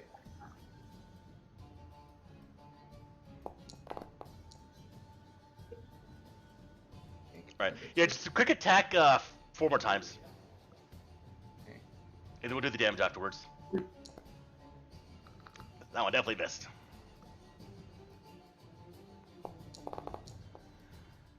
Alright, alright.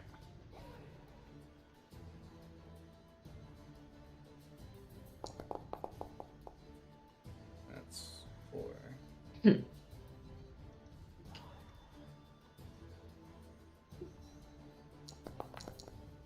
Nice. Okay. So how many of them do I hit? 4 hits. 4 hits. So this one did not get hit. That one did not get hit. Yeah. And then D6. You want me to just tell you so I don't have to like input it each time? Yeah.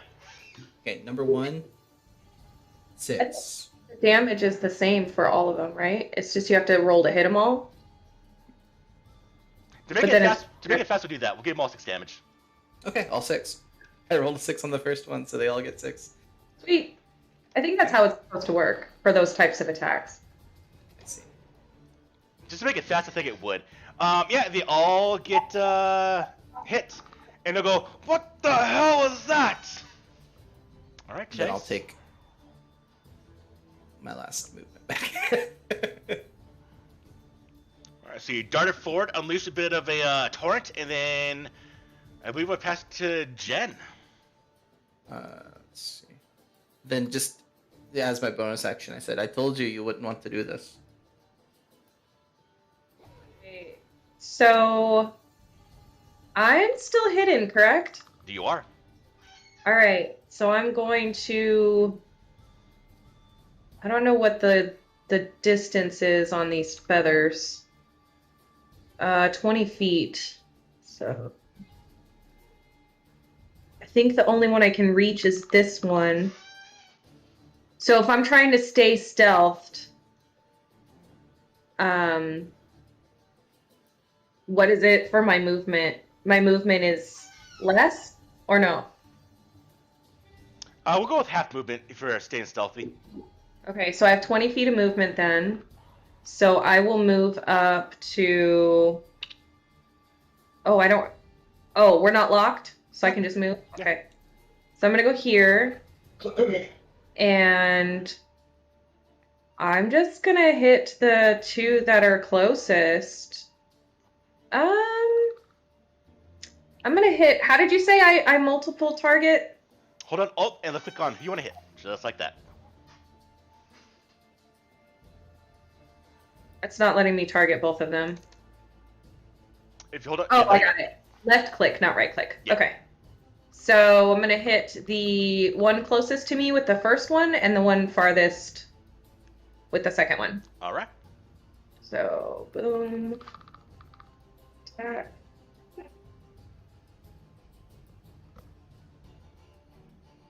$13. 13 will hit. And the second one is a. Ooh, that may not hit. That's an 8. 8 will miss. Well, it's 8 plus. It should be 2 more. It should be 14. That will be a hit then. Sweet. Okay, so we'll do the first damage. That's 3 plus 9, so it's going to be 12 total. I'm just going to put the total in for you since we don't have it coded right yet. Yeah. Oh, it says value must be less than or equal to 4, so it won't let me. But the total is 12. Okay. I don't know why this one is giving me to do 2d4. That's weird.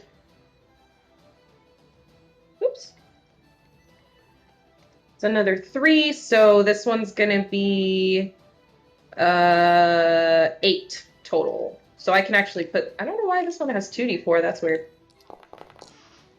That's weird. Should have been 12 and 8. Got it 12. down. You tell me the Okay. number. Just tell me the number works also. It may probably a little bit faster. One that is next to Jim just goes down. Sweet.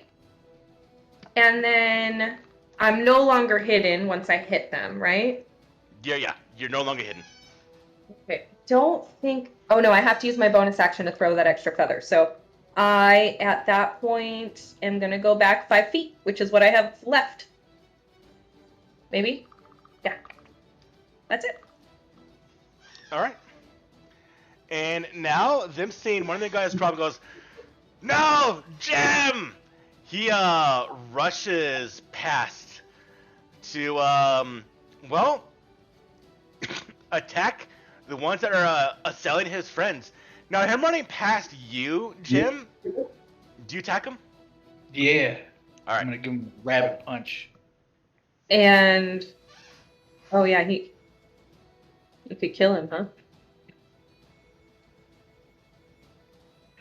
At least make him drunk.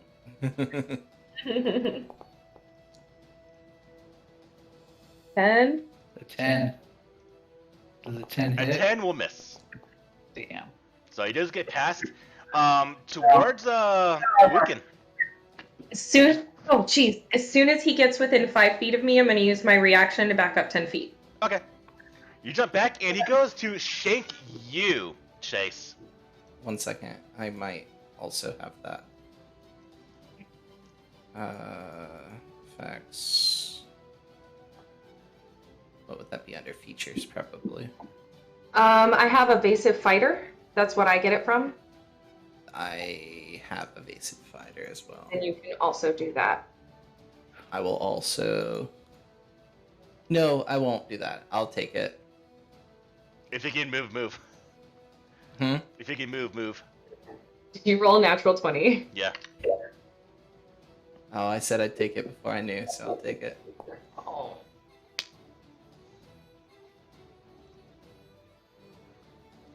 Luckily it's just a dagger. And I rolled a 1. Okay. I'm gonna use my reaction to use riposte. So, if I'm hit by a weapon or unarmed attack, you can use reaction to cut the damage by half. Oh, okay. So You're plus wearing 2. light armor. Yeah, so... There's that. Alright. And we And go to As the a next part one. of that same reaction, I may perform a weapon attack. Go for it. So riposte reduces the damage by half, and then perform a weapon attack. So you only took 2 damage. Did you calculate? Yeah. And then. And it's just a basic weapon. I don't get any modifiers except for my passives.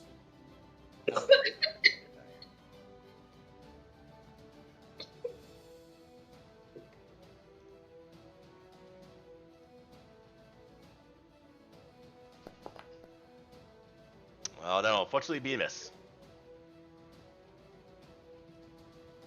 More. It didn't add. Oh no, I have to undo it. The extra. Okay. Never mind. We're good.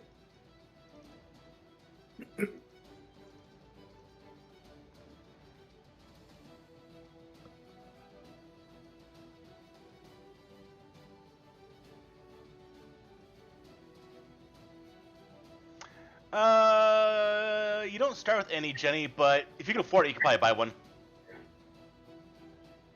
Okay. I don't know how much I start with.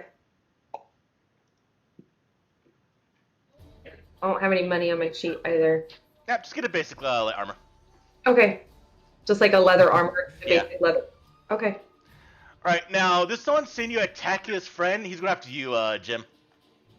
Sweet. Because he did not like you doing that. He's going to use a dagger to shake you. And he is going to roll a massive whopping 6, which I'm sure is going to miss you. It misses. Ah. All right, the next one is going to come in and help out. Well, he got smacked by Kira, so he's actually going to rush after Kira. Oh.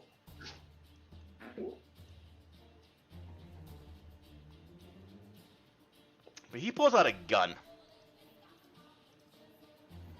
And he fires a pistol at Kira. And Kira, he rolled a... Well, that's a 1. So he goes and aims at you, and he fires a pistol, and it just sputters. It's a flintlock. And nothing comes out of the pistol. He goes, son of a bitch, and he throws it to the ground. He's going after Big. Big, you're being targeted, and I rolled a 12, so I'm guessing it's going to hit. What's it equal? It is a total of 16. Yep. Alright, and we're going to roll damage, which is a d4, and you're going to go ahead and take 2 damage minus your... Well, you're not raging right now, so you actually take 4 damage. 4? And I'll do it for you. Oh, I did it. Oh. You're not raging? No. I haven't Big! been my... It's on you. I would like to rage. You get angry. Being stabbed. I'm going to target the guy that just stabbed me. And punch him in his face. As hard as I can. Oh, shit.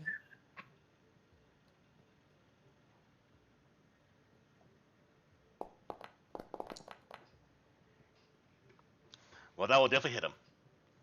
Yeah. I think that's right. But anyways, so... Yeah, your dex plus your proficiency, that should be correct.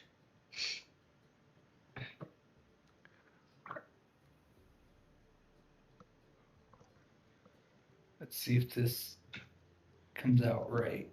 It should be +5.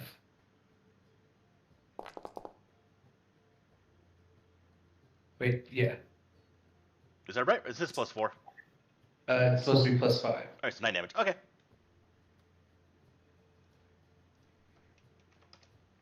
He does get hit in the face.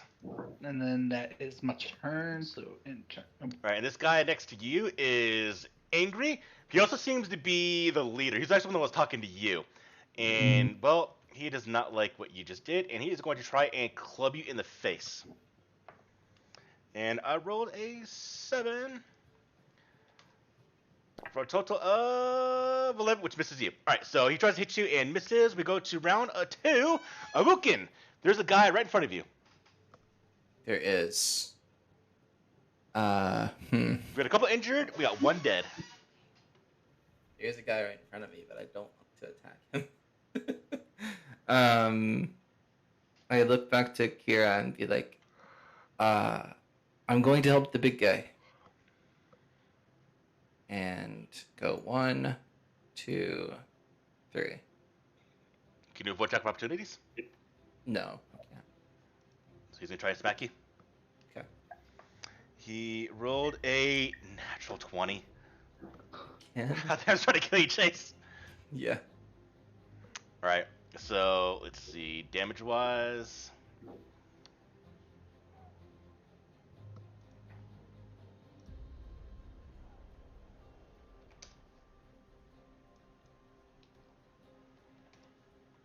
I rolled a 6, so... Yeah, you're taking 10 damage, Chase. Halving it. And attacking back with my new reaction. It's my turn again, so I have my reaction back. Okay. So I'll take 5 damage. Do we get reactions back to the top of the round or on your turn? So I believe you're at 2 health, I believe. Yeah. Alright.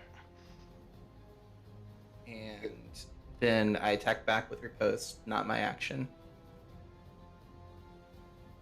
Should actually pull this time. So I would have a reaction, right? Because I just went. Because I used my reaction. before Use my reaction turn. to attack of opportunity. Yeah, and then That was before his turn. that was before my turn, and then I had my turn. Oh yeah, so top round 2, yeah, so yeah, reaction again. Okay. So, okay, I did, It hits. the hits, okay. Hmm? Shoot, that's not very good damage. Should be 5 damage. So I stab him back as I'm Got it. running. He gets stabbed. Okay. He's injured. Now, once I get to him, I'm going to imbue my weapon and make an attack with my imbued wakizashi.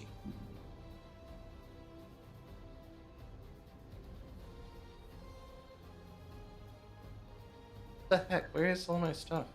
There it is.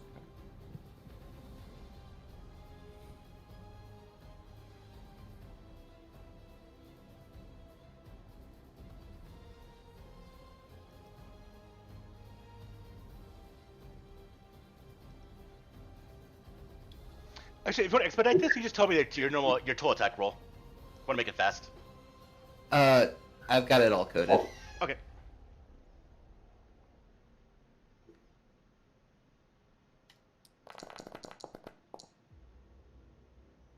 It's only 17 to hit. Definitely hits. And then... oh wait, where's my sneak?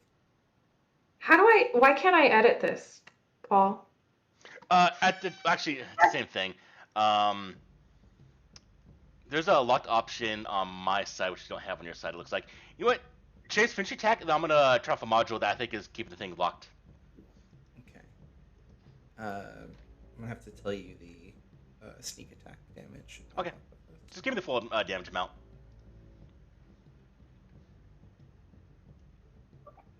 Oh wait, no, here it is. Here's the other one. Okay. It gives me the next box to do. So it's gonna be 12 piercing plus 5 force, so 17 total. And it is just enough to knock this guy out. And I heal 1. Cool. Alright, and I'm going to turn off this module, so there you go. Everyone should now hopefully not have a locked character sheet. Let me see. Yeah, you should be able to edit your character sheet now. Good.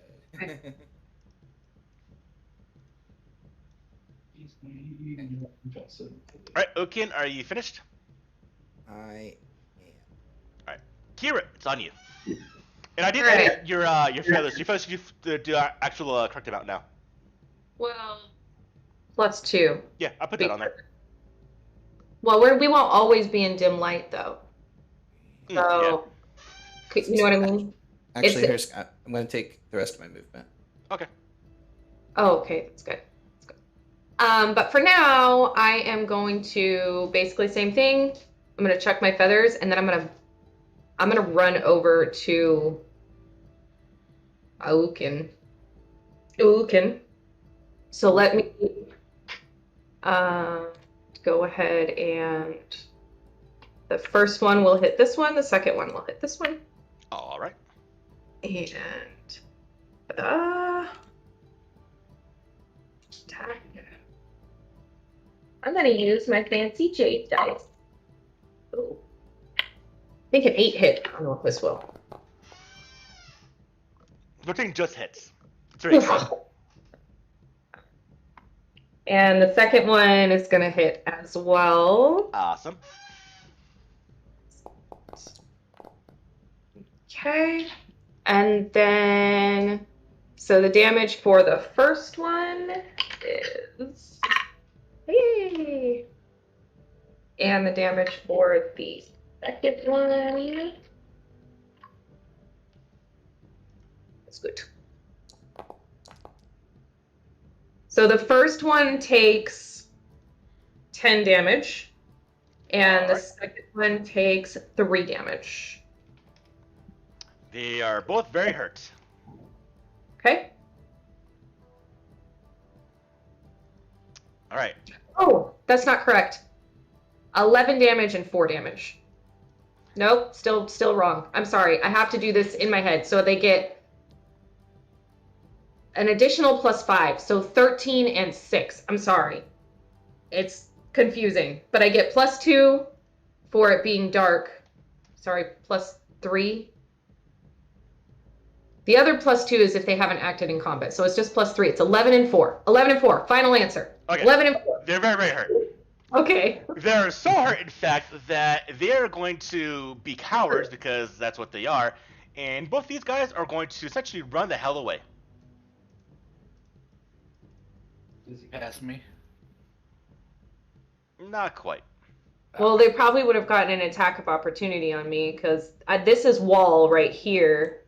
So I have to actually go. Yeah, essentially, I he's would've- going to be going this way. On their turn, though, right?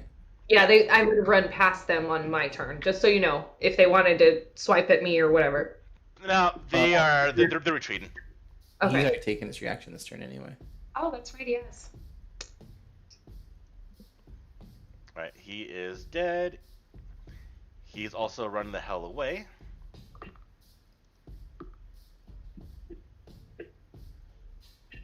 They're essentially gone.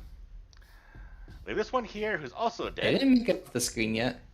Big! It's on you. They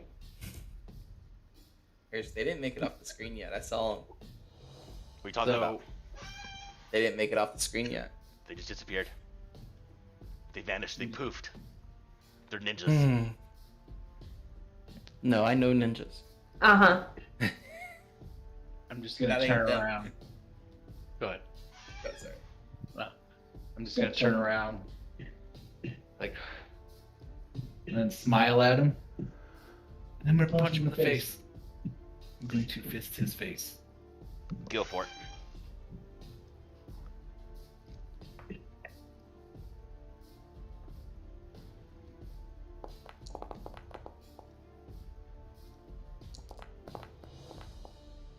Ah, he's drunk. He is drunk. He definitely gets hit. Roll your damage.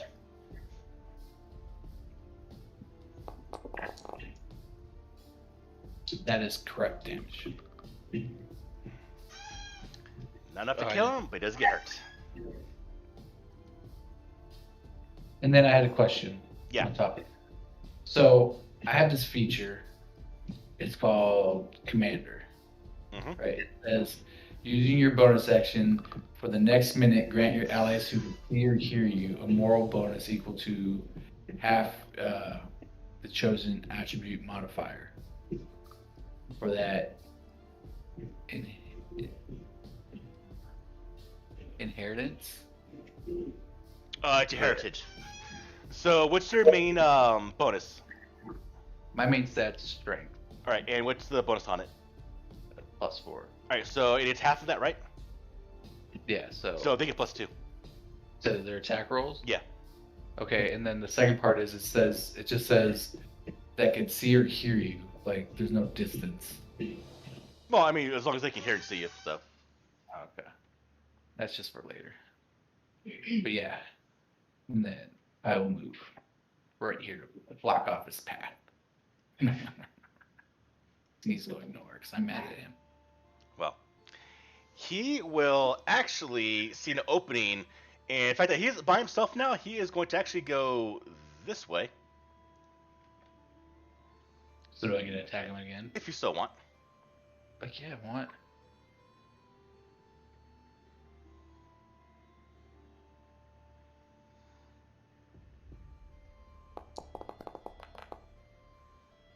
That will hit.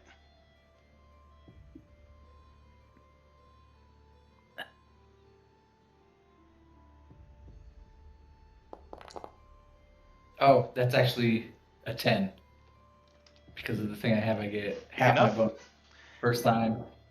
My You full take bonus. a giant swing, the back of his head, he gets hit, he stumbles onto the ground, but he's not really dead, and he does, well, being a coward as they are, they just kind of take off and book it, leaving the two dead on the ground. I was gonna intercept and assassinate him.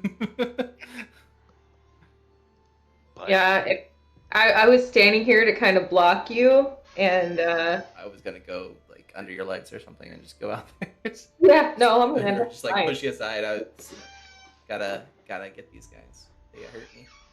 So the worst 6, 2 have died. The rest of them have ran away from being severely injured. Okay. I will drop my rage. Now, what you do know, Big, is that if you were not helped right here, you probably would have went down. Yeah. I'm gonna go. Oh. Where are you guys at? I just came out. Oh. Oh. Thank you. Not exactly myself right now. Why are your eyes closed?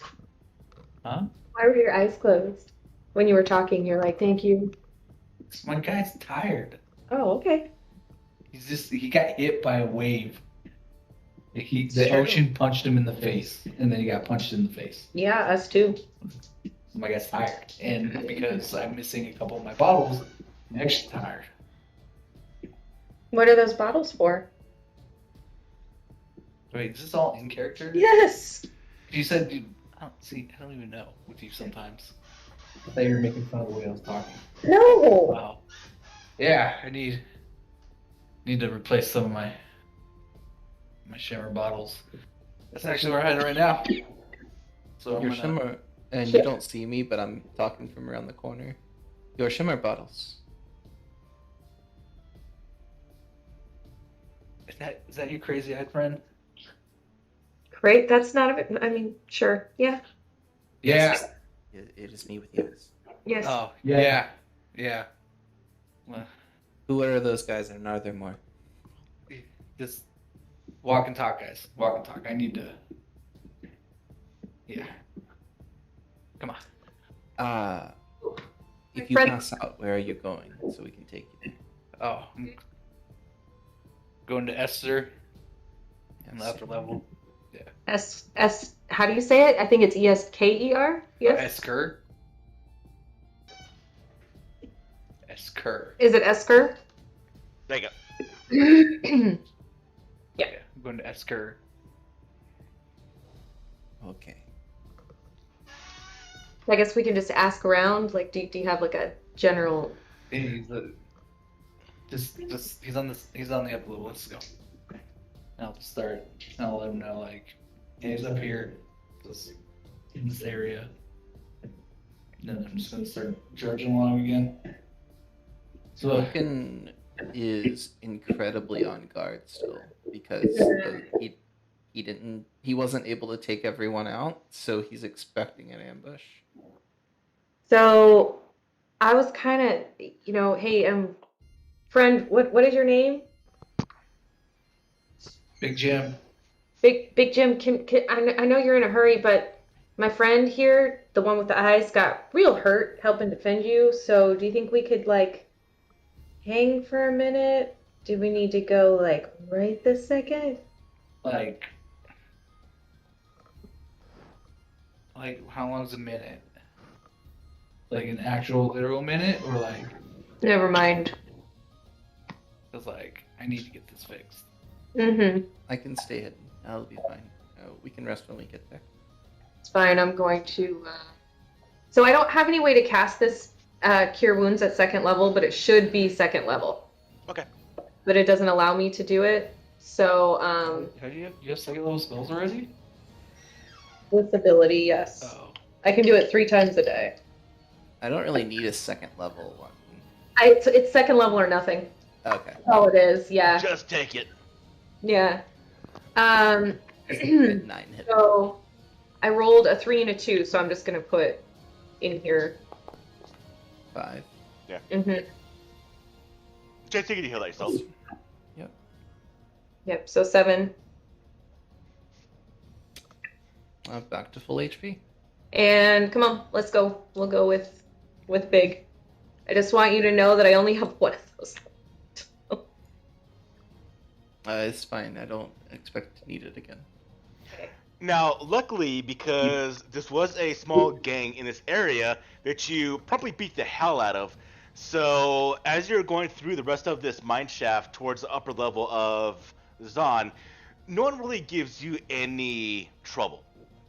And you do see crowds, not crowds, but you do see other people in here that do watch you warily, but no one actually comes forward towards you after that fight. So it's word has already got out that three of you, one being drunk essentially, beat the hell out of six people and killed two of them. So you're uncontested as you leave the mine shaft onto essentially now the middle part of Zon. And as you exit the mine shaft, you can see that there's more of this gray haze that is kind of just lingering around this area. You didn't see from up top, and from what you're gathering of what you do know, Jim, that this haze only really hovers around this area. Sometimes a little bit higher, a little bit lower, but for the most part, it's centered on this central part of the elevation of Zon. Now, as you exit, you start seeing, because you're still around the same kind of destination that this tidal wave went down, so you still see the same structure, you still see people recovering, you still do see unfortunately dead people, and eventually you do see the building that Esker does use as a shop. And you see there are some damages out front, and you see one of his assistants is actually currently right now cleaning the broken glass window at the front of Esker's shop. Do I know this assistant's name? His assistant's name is Toby. It's gonna walk up and be like, Toby, take a break. I'm gonna pat him on the back. And I'm gonna start moving, like if there's debris or anything in front of the doors or anything, I'm just start throwing it to the sides to get in. Okay. And he kind of just goes off, and you see as this kind of like 13-year-old kid goes and picks up a beer, and goes inside and starts drinking it. Is he already drunk from when I talked to him? Yeah, probably. It's like, Yeah, but get it? pretty funny. And I'm gonna start, like I said, if there's any debris blocking any doors or anything. I tiny bit. It takes you a moment just to move stuff to go inside the shop. Yeah. Yeah, just open. Go in, just ask her. Jim, the hell do you want? You see all this damn destruction the freaking Piltover has done? Yeah, it punched me in my body and fucked me up. Like, I need you to work your magic. He puts on gloves and he kind of turns it around. You broke 3 vials. Yeah.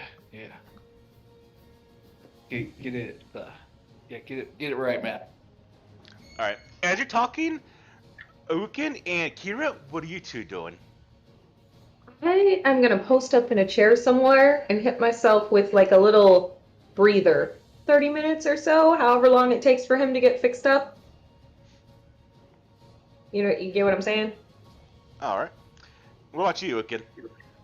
We're on the top side now, right? No, you're still in Zon. Yeah, a little higher. Where's You're Zon? in the middle elevation of Zon right now. Okay. In that case, I'm feeling good right now.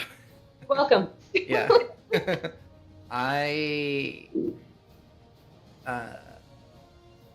I want to learn more about this shimmer stuff, but I also want to like watch out for watch around the environment and like maybe spot a few more people. So, and you're within earshot, right, Kira? Yeah, I'm gonna hang out Conversation. rest for a few minutes. That's it. I trust you to relay me all of the information later. You got it. I will keep my ears perked, as I'm basically what I'm doing is I'm recreating my dagger feathers, getting a little healed up, just taking a little quick, and I'll listen for everything that's going on while I'm here. Gotcha. What I'm doing is, while they're inside, I'm climbing onto the roof, and I'm going to people watch. Cool. The roof of the building that Jim went into, or another building? Yeah, roof of the building that Jim went into. Okay. With a bit of the destruction that's happened, you can actually overhear the conversation occurring between Esker and Jim. Back to you, Jim. Okay. Uh, Do I need to make a stealth or perception or anything? yeah, go for it. Give me a stealth. Perception you don't need, but give me a stealth.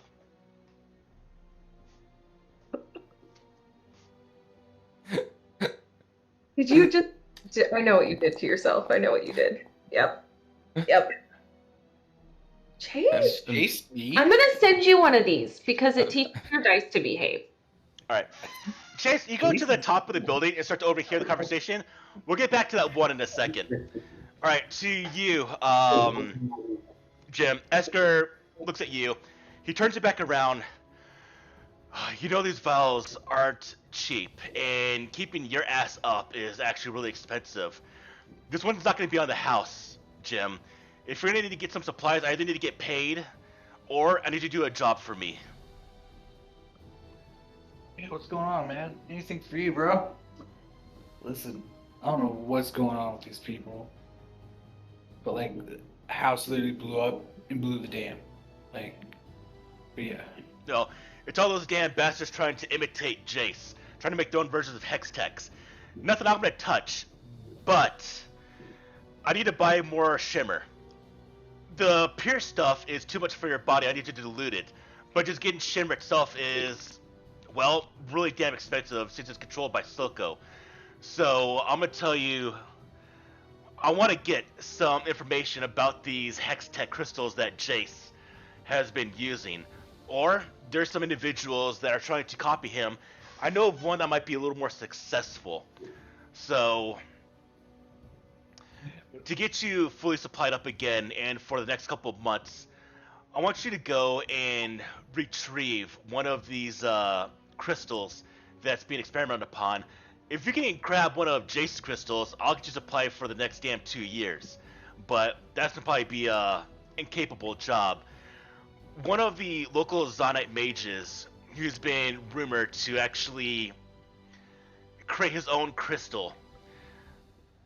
If it's true, I want that crystal. Alright, man. I'll get you that crystal. Oh, by the way, my friends here saved my life. So. As you mentioned that, the floor underneath you, Ukin, breaks and you fall into the room. Yeah. Oh yeah. This guy, don't mind his eyes. But this guy right here, this is the dude. Do you have anything to drink? Well, I'm gonna actually... you got a choice. You can either continue with this broken vials, or I can temporarily negate some of the properties of your implants. Your body still is able to produce the toxins from the other vials, but it's not going to last that long, but you're still going to feel effects of the other broken systems. I can temporarily suppress this if you want, or you can go with the effects of you being slightly under the influence. So if you like you can say temporarily get rid of the effects, right? It's only going to last about a day though, and if you don't get supplied up again, you're going to be in a lot of trouble. But it's either deal with the effects, keep your modifications, or I can suppress them for about a day. Okay, well. Well, hold on, Jim. So you're saying that you have the means to fix him, but we have to do a job first. The means to fix him is expensive, and I already know that Jim doesn't have the money to pay for it, so I will help him out with the job. How expensive?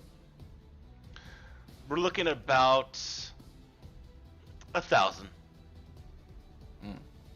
How bad do you want this crystal you mentioned? Well, if I can get one of the actual crystals that Jace uses, they go for about 50,000. Okay, we'll get one for you. Fix him fix him right now, all the way, completely, and then you'll pay us, and we'll get it for you. You're gonna get me one of Jace's crystals. Sure. Why not? There's only one right now, which is powering the Sun Gate system.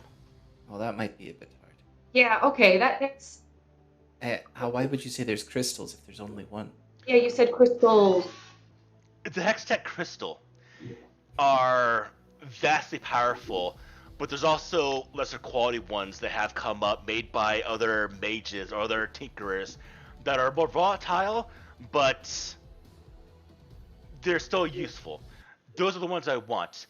And that explosion that happened at the boundary was probably one of the mages experimenting to blow himself up.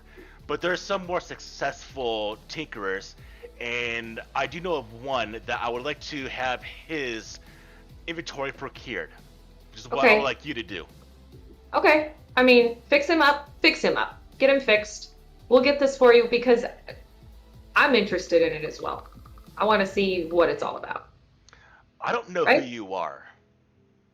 Okay. Well, I'm somebody offering to help right now. That's who I am. Kira, hi.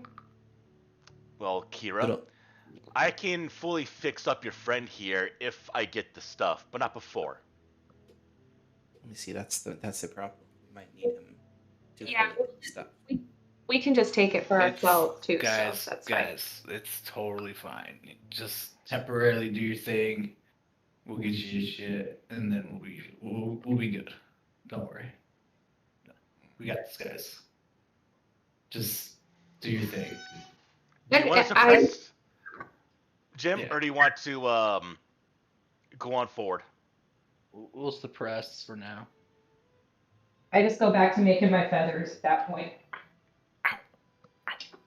He actually gets some other vials, and this one is of a clearest liquid. And he actually goes to your back, and you can watch this if you want to, Uwukun. And you see that there's a collection of 6 essentially vials that would connect to Jim. 2 are broken, and he actually unscrews the 2, and then unscrews the rest of them. And he pours the. And as it's happening, you feel really sick, Jim. But he actually mixes the clear liquid in 6 new vials and puts it on your body. And then he puts the rest of the collected shimmer into another vial and gives it to you. Thanks, man. All right. Remember, Where's this is only going to last a day. If you don't come back here, it's going to be a lot worse. Yeah, I got you. Where's this place at? He goes by the name Rucker. And he's in Piltover. Okay. You have a map, or Not a map, but he is on the Academy grounds. They've just started experimenting with Hextech themselves, and he's probably the most prominent one now. And rumor is he has a somewhat working Hextech crystal, not as stable as one Jace has been able to make, but I want you to get Rukers. do you perhaps have a picture of him or anything that we can go on? I don't have a picture of him, but ask around, and I'm sure there'll be pictures in the hall if you can get in there. We can get in there. Yep, we can get in. Yeah. So am I starting to feel like the effects to where I'm getting back to normal? Yeah. Okay. Like, all right. Stand up, stretch a little bit. Guys, can we take a quick 5-minute break? I need to get something ordered for Mike and I to have for dinner before everything closes. Okay. Okay? Just let me get this ordered real quick and we'll be I right got back. P2.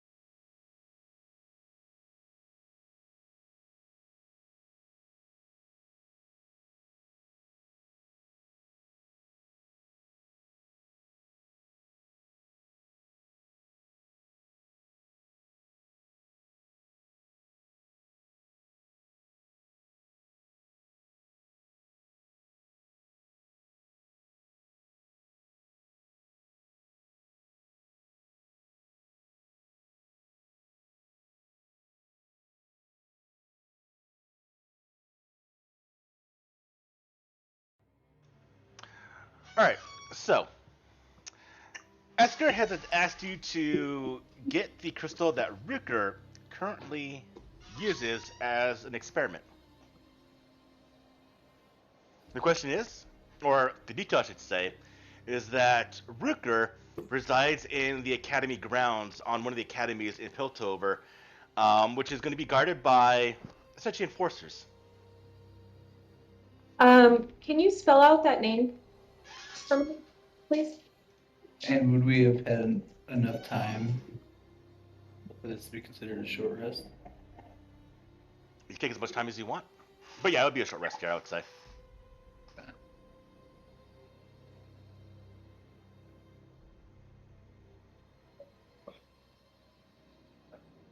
That whole time, Paul, I forgot about my shadow clone. And I was so excited about that shadow clone, and I Yeah. forgot I had. Kagenbushi no Jutsu. Nice. Paul gets the joke. I do. Yes. That's another setting I do really want to play. Bruce. Actually, Chase, I actually started working on, because I had the Genesis version of Naruto, and I just started thinking about doing, because I did run it a little bit, and I didn't like it too much. I've actually been meaning, and actually I started working on a Savage Worlds version of Naruto. Naruto? Sorry, talking about something else. Yeah, I'm talking about Naruto. Yeah. I'm caught up on Boruto now, and I'm actually enjoying it now that it's a little deeper in. I actually haven't got too far into Naruto. Just to where I know Kuruma apparently dies. Yeah. Yeah. Also, let me fix these feathers. The second feather actually does get my dex bonus added to the damage. Okay. Yeah, it's they're a little different than, throwing daggers. I mean, it's, the same but different. So, I'll have to adjust for that somehow. So, with this riposte ability, I actually get 6 of them. Cool. At a long rest, because it's based on my dexterity plus intelligence modifiers. Ooh. So I can do that 6 times a long rest, and then I get all my runic charges back on a short rest. Now, I think that when we were first doing this, Paul, you told us this is kind of like a beefed up version of 5e, right? We're supposed to be kind of like crazy. Yeah. Oh, okay. Because like that ability, that reaction ability, I can use that infinitely. The one to dart away? Yeah. Yeah. Yep. Yeah, I've got that as well. I got 3 reactions. It's kind of crazy. I You guys are strong. Yeah, I can attack someone that just attacked me and half the damage I receive. I can run away if someone approaches, or I can use one of my ranged attacks to prevent someone from attacking someone else. Jesus. Yeah. See, I'm confused boring. about this because Just funny shit. the way this is written in here, I still don't understand this feral, because it's this feral form feature. This feature refers to the change that can be made for battle. But it doesn't make any sense if it would take me, even at the high magic, it still takes me 3 rounds to do it. That just doesn't seem like it's battle ready. Like I get to do a full human form would take me longer, and to do a full animal form would take me longer.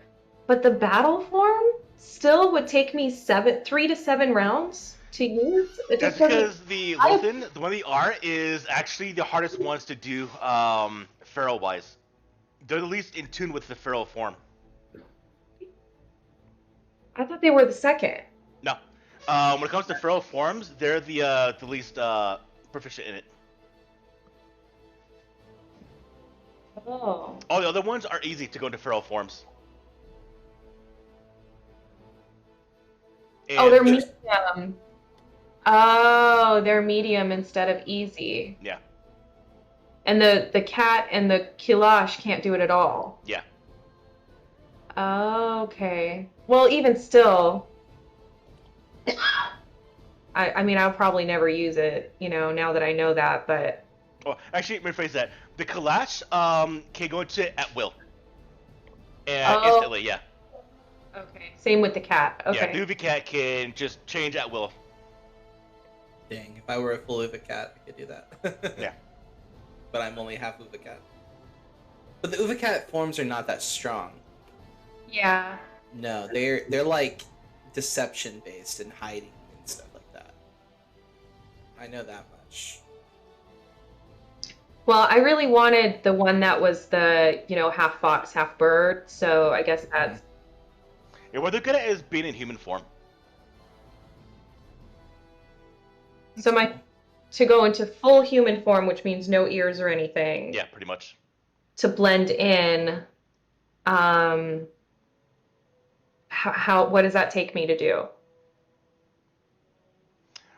It's easy. So in a high magic zone, it's 1 round or 15 minutes.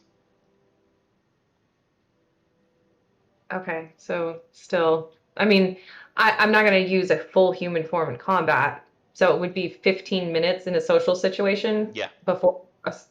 That's still kind That's of. about on par with my ability. It too. does last takes me 40 times your proficiency in minutes, so it can last a long time. so 40 times your proficiency. Yeah, so right now it'd be 80 minutes. Hour and a half, basically. Yeah. Okay. I have to observe someone for 10 minutes to be able to turn into them for an hour. If as part of my as my Shoma. Which will come up here soon, I'm guessing.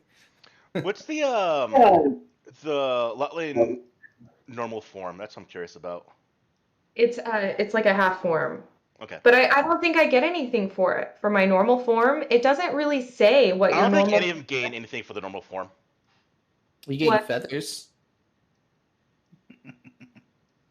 You get like your feather attack. You get your like all your basic traits are your normal form traits basically.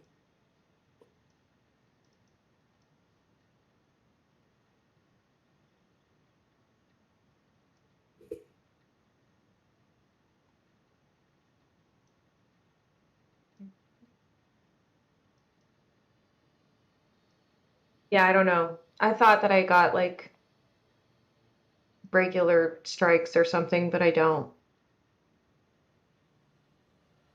Unless I'm not understanding the chart correctly. It's like I know we put it in a chart. Um,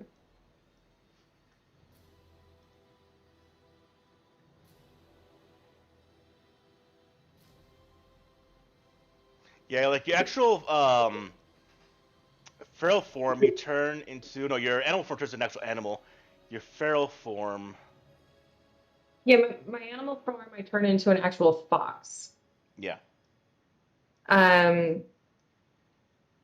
Because you can choose between the bird or the fox, and I chose the fox form. But it doesn't really matter because the animal form is hard for me. I will never use that. Never. Which feral form are you? The fox, the vulpine.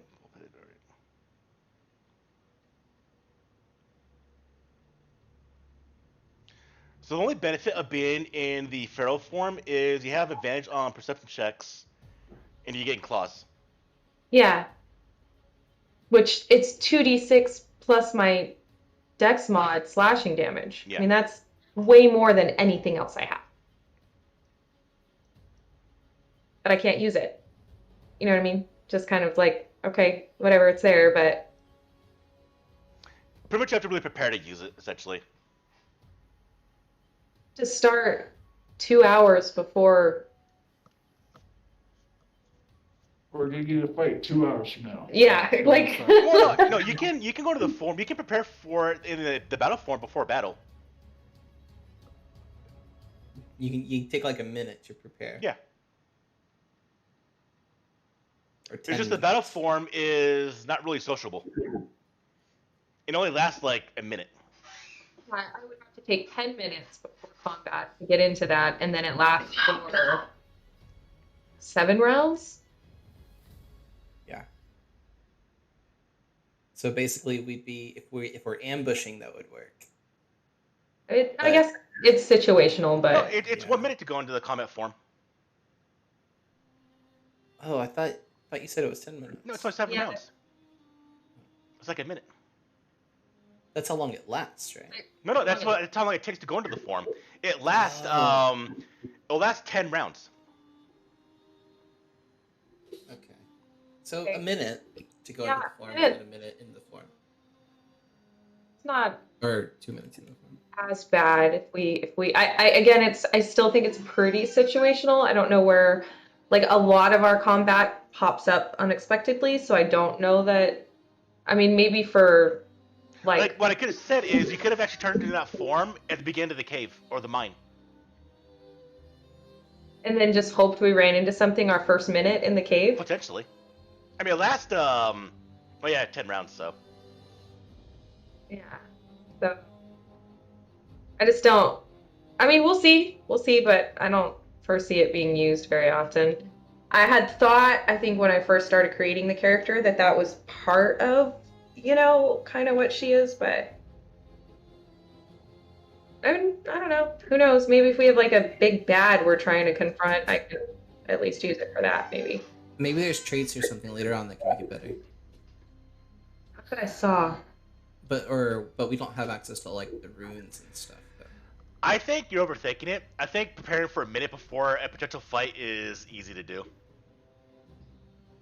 Okay. This cat. The only time you'd be in trouble is if it's an ambush. I mean, okay. We'll see. See it. We'll see how much you can do it. Yeah. I don't. It's like somebody's angry with us. Can you give me 1 minute? I'll keep it in mind, and I'll retroactively let you know if you could have waited a minute to go into the thing, expecting a potential fight. I guess, I'll for do that. example, when we were in the cave, and then Jim starts to get surrounded. Yeah, instead you of could have running actually with prepared there. others, I you would have could given you the chance started to. prepared. Yeah, in that example, I would let you come into that form fully in that fight. Yeah, because you could have started to prepare, and it would have only been a minute. Jim could have talked for a minute, Yeah. or he could have survived for a minute. Literally surrounding him. I mean, Start Yeah. dick punching. That fight would have been an example where I would let you just automatically start the combat with that form. Yeah. Okay. So, So it now- does. It does other things for me too. Like it adds an additional +4 to my strength, +1 to my. I'm sorry, +1 to my strength, +4 to my dex, and +3 to my con. Like it totally boosts my stats. My dex becomes a +8. My strength becomes a +2, and my con becomes a +6. it's kind of Where am I seeing that at? Exactly. So if you look at, maybe that's the full animal form. Yeah, that's the actually. animal form that gets that. Not the hybrid. Or not the feral Uh, form. Okay, that's the full animal form. Yeah. I guess. The other one only gets the advantage on perception checks And the claws. and the claws, the 2d6 Yeah. plus dex. Okay. Okay. All right. And the full animal form takes 2 hours. Yeah. Last 2 minutes. But I mean, you're a pure animal though, so you'll, Yeah. on its purpose, to be that animal. Right. But now that I know how the form completely works, I'll keep in mind before a fight potentially breaks out that I'll let you know you could have gone to the form if you want to. It'd be cool to use it. Yeah. Okay. All right. Let's go investigate the academy grounds. Yeah. Like. So, what are you guys' names again? Kira. Kira. I'm the guy with the eyes. Yeah, but what's your name? Eyes. Call me Ukin. Ukin? Ukin. No, Ukin. Ukin. No, Ukin. Hi, Ukin. There we go. So, Big Jim. Yeah, it's Big Jim. Yeah, What's your? We're walking and talking right now. Yeah. DM. you guys we are about to be best friends. You saved my life. I owe you guys. Okay. You're stuck with me. Tell us everything you know about the crystal. And Shimmer. Also, what are your specialties? What are your, like, I noticed you were kind of just, hitting people. Yeah. So like here in Zone, I was a Golden Gloves boxer. So that's what I do. It's so hard to take you serious with Maya sitting on your chest. It's like what's his name? The big burly guy with the hamster. Boo! Yeah, Boo. No, That's right. It's Miss. Mitsk and Boo. Dr. Evil when he spins around in the chair and he's got the cat in his lap. Yeah. No, who am I thinking of? I'm thinking of No, it's Dr. Evil. Is it Dr. Evil? Yeah. Or Boston Inspector Powers. Gadget? The big Oh, bad guy. he has a cat also, yeah. Both. Anyway. Yeah, I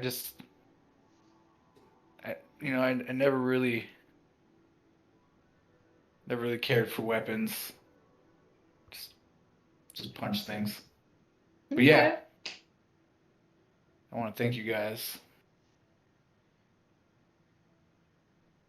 Sure. So Sure. when we get there, like, should we talk strategy here? Maybe since you're good at like punchy and kind of, I think, disorienting people, you did something to my friend here. We're still not quite sure what that was. Maybe you could create a bit of a distraction and me and Ukin can slip inside, see what we can Sure. see. I mean, so like, I pretty much just make people drunk for a little bit. It's like just the gist of it. So Okay. why did you do that? Like, Like to you, it was an accident. Like I was out of it. no, I understand that, but why take that? Why get that for yourself? Or Yeah. was it your choice? Or? Have you ever been in a fight with a drunk? It makes the fight a lot easier. Okay. So you did it solely to fight. Yeah, I get in a lot of fights. Oh, interesting. I still Yeah. don't understand, son. Like when I touched you earlier, right? And you started feeling all fun-timey. I think he thought he If I was a started shark. punching you in the face, would you, been able to defend yourself as well? I'm not sure. I don't partake in such Yeah, but extravagances. under those effects, when you thought you were a shark, like I'm not sure. I don't remember. see, It's complete. It's like it was a black light. yeah, Be okay. Here, let's see. Touch me. I touch her. Roll Constitution save. No. On save? You think suppressed? Oh yeah, it is suppressed. Oh yeah. Oh, that's right. Yeah, I So you touch him, nothing happens. Like, oh, that's right. I don't have my stuff. When I get my stuff, I'll show you. Oh. So what is this shimmer stuff? What can you tell us about that? We're walking, by the way. Oh, yeah, I know. Yeah. I mean, I'm not very sciencey. Oh, you don't say. Yeah. So like, I just know I go to Esker, he hooks me up, I'm good to go. If you want to know all the scientific mumbo jumbo, like you gotta talk to Esker when we get back. What is it with this Esker? Why Why is he so focused on money? Why is there no other alternative trade system? Well, I mean, Is there no trade based on trust or? is this your first time here? Yes. Oh. Yeah, so I'm assuming you guys are from a place where like everybody gets along, and nobody tries to fight each other. No, that's not the case. Yeah. Well, that's the case. Like, think of like your home place and like how everyone gets along, and That's now like that's not the case. No. think like the opposite. No. Like everybody here will try and like they'll rob you if they can. The place Like- where we're from, if you're not careful, nature will kill you at a moment's notice. Yeah. Like now, just to pretend nature is like those guys that tried to jump me. Like just random people will come at you like your nature does. Hmm. Because it's kind of poor in some of these areas, and when people are poor, Well, isn't that- sometimes they get desperate. Isn't that like the best reason to have some other form of isn't that like the best reason to have like some other form of trade? If people are poor and they don't have money, shouldn't they be, you know, right? Barter based on Yeah. goods or services or Yeah. an honor system. Also, I've heard mention of something called credit. I don't know what the hell you guys are talking about. uh, Just you get money, you buy things, or when you buy things, you can sell things to get more money. It's just how things work. how do you? So you get money by beating up other people or taking Sometimes. it? Like Okay. you could take, you know, So you beat them Like- up and take their money. no. Like at bars, I do arm wrestling competitions. Try and arm wrestle for money. I mean, do you see these guns? Why? Oh. Okay, different place, different culture, I guess. I make my Seems a little boobies. barbaric. Very, very different. We normally just trade skills. Yeah. We go in, we say we'll do the job, we do the job, and we get what we want. Oh yeah, you can do that too. There's a bounty Well, board somewhere. So Esker didn't take that as fair trade. We told him to fix you, and then we do the job, and he didn't do the job. I was thinking we keep this with thing for completion. ourselves, honestly. Is there anybody who could fix you? I mean, Esther's kind of my boy. Esker's what? Kind of my boy. Like, Well, that's your son. I get not like he's like one of my friends. it. He's a really old son. Yeah. Yeah, he's like kind of like I twice. didn't my know age. that. I didn't know you were a father. Congratulations. Thank you. Thank you. Okay, well, I'm seriously, I mean, for me, he just kind of distrusted me right off the bat, and I feel like, well, so what? If I say I'm gonna do something, like, the honor Yeah, system, but right? you said you were gonna do something, and then he told you about that something, and then you said, "Oh wait, never mind." So Well, then we said we'd do the other thing. yeah. He told us about that one thing as it was ridiculous. Yeah. To steal it. He said there were multiple, and then he said there were one, but Yeah, but then he said there was another one that we could do that was much easier, so we went with that one. That was still fair trade for what the operation that you needed. Yeah, he should have completely fixed you. So I'm thinking, that's why I asked if you know anybody else who could fix you. I mean, I'm interested in these runes anyway. I mean, what if we just go in and get them and keep them? Is there anybody else who could fix you? no. I'm sure the I guess the monks back home would be very interested in learning more about these crystals. Yeah. Listen, guys, I only got less than 24 hours. Or else I'm gonna be in a lot of pain. So what would happen to you? Would you Seems would you like just lose your abilities, or would you? Like, probably. I don't know. It seems like this Esker guy is using you. He's taking advantage of you. You say he's your boy, yet your boy would leave you to die. Yeah. Because you don't have money? Listen, I said I liked you guys. But you're slowly changing my mind. Well, you're stuck with us at least until we get this. Whichever way we decide to go. So are we close to the academy? So in your walk and talk, you've actually take in the roadways and the alleyways as well as the natural stairs. Not natural, but the built stairs that go up. Been cleared since the tollway that went down.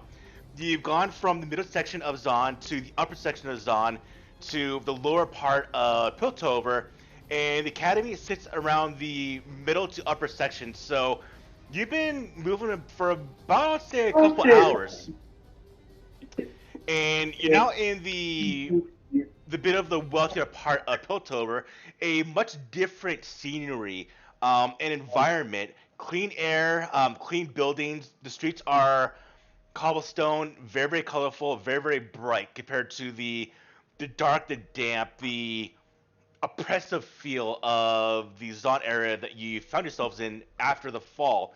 And now you're seeing people that are more upbeat, more bright, more colorful, as well as a lot more enforcers.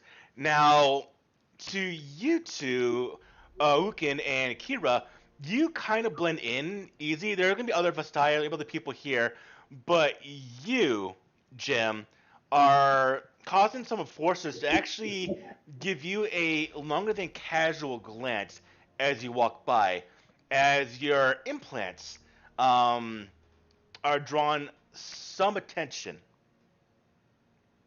And the fact that you don't look like you belong in Piltover. I'm gonna have to find a way to hide these better when I come up here. Now, It's as kind of you've funny. gone The up, only one that can't change their form is the only one drawing attention. now you did notice that they did block off and stop the tidal wave that came in from the Sun Gate, and you watch as a large contingent of engineers are working at the Sun Gate, and you kind of see this from far away, but there does seem to be a leader, a little small-ish figure with longer ears, who is currently leading the repair efforts at the Sun Gate that was damaged by that explosion from earlier. Now, as you get closer, no one's outright stopping you, as even though you might stand out a little bit, you're not doing anything to warrant their attention to interrogate you at all. But as you do arrive at the academy, well, how do you wish to proceed forward? Now, So there's no before we walls get- or whatnot. You can actually go into the academy itself, but you will, at that point, probably bring attention to yourself walking through the academy. Yeah. So before we actually get to the campus grounds, Yeah. I want to share with the group and say, let's see, I've been thinking on this, and this is my plan. We find this Rucker guy, and then, as long as I can study him for a few minutes, I can become him. You're gonna do the thing. Okay. I can do the thing. Wait, All right. You can do a Yes, thing. You could just I walk can- right in, right? and I can just walk right in and grab the gem. Let's just see if we Uh, get in and talk to him then. You see, Jim, one of the many gifts that our homeland has bestowed upon me is to change my form completely into someone. I take their shape, I take their voice, I take their clothing even, and I become them. And I will have that form for an hour. Nice. So that would Yeah, we be can get in. Do we want to do some sort of front, like as if we're merchants, or should we just go in with the truth, like, hey, we're from, Ionia, blah blah blah. we are from Iowa, but our friend here is from Zon. Well, I was kind of thinking maybe, again, do you think we can get him all the way in with us? Haven't you noticed how people are looking at him? What do you think, Jim? Do you think you could go all the way into the academy? Only one way to find out. Very well. Let's see. What? So Worst you case all know my plan once we get in there. What is everyone else going to do? I figure I should go in first and alone just in case and draw away attention if need be. I Okay. see. So we split up. Split. You always split the party. I mean, okay, we'll stay a little bit at a distance, and if things get too Yes. hairy, I'll come help you out. But That sounds precisely what we've been doing the entire time. Ukin, your plan though, you stick to that. You get to Oh, I Brook will. River, you find him, interact, I may and even split off from you at one point. yeah, that's what I'm saying. So where should we meet back up at? In case we all get separated, everything goes to shit, because, that's kind of, Esther's. meet back at Esmer. So we're all running, and we all just meet back at the place where we were our destination. We're just gonna lead everyone back there. Sure. I mean, Hmm. actually, maybe. I don't really like That it. might not be too bad. Our friend here might not get fixed for a while, but There's gotta be somebody else who can do what he does. I heard while we were, and Hurst, tell me if this is overreaching.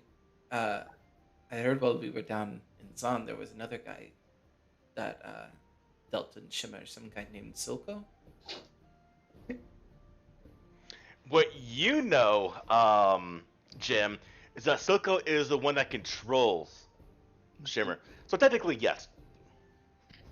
I mean, You could always go to him. Yeah, but that's Silco's kind of a hard guy to, get to talk to. He kind of, Does he also only deal in money? yeah, he kind of like. do you guys have like a chief in your town that runs everything? Yeah, he is a Ken Baron. Yeah, he kind of runs I see. lower parts. So like, you can't just, Kind of like the top advisor or something. yeah, you can't just go talk to him. Mm. Kind of deal. I see. Well, maybe that's not quite an option then. Yeah. Either way, I was thinking more something more neutral, maybe like below the bridge, or something along that lines. I guess there's tons of workers at the bridge right now, though. Yeah. Might be easy to blend in once we get there.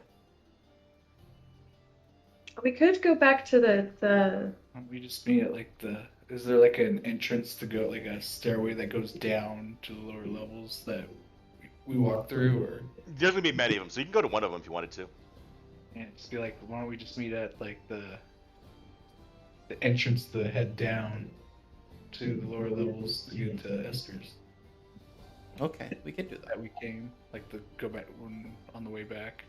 Okay. So let's say the east gate, Perfect. or no, southwest gate. Southwest Gate.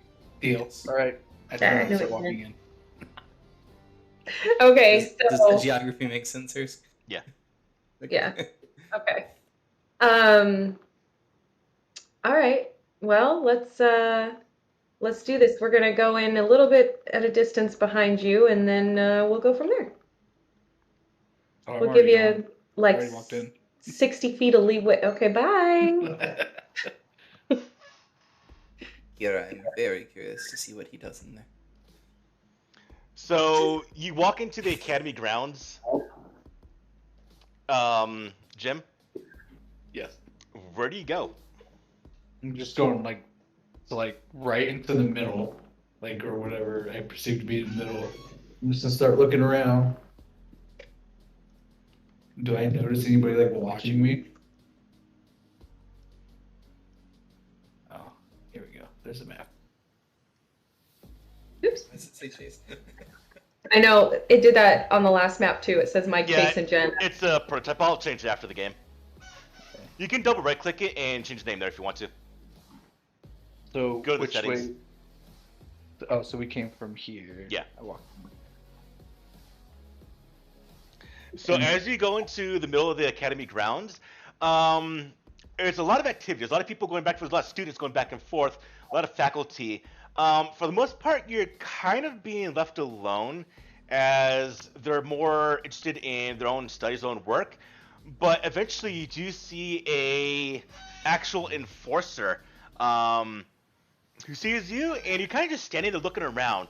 So an enforcer does actually come up to you and goes, "Sir, can I help you?" Yeah. Yeah, I'm looking for a friend of mine. Really? Yeah, Rooker.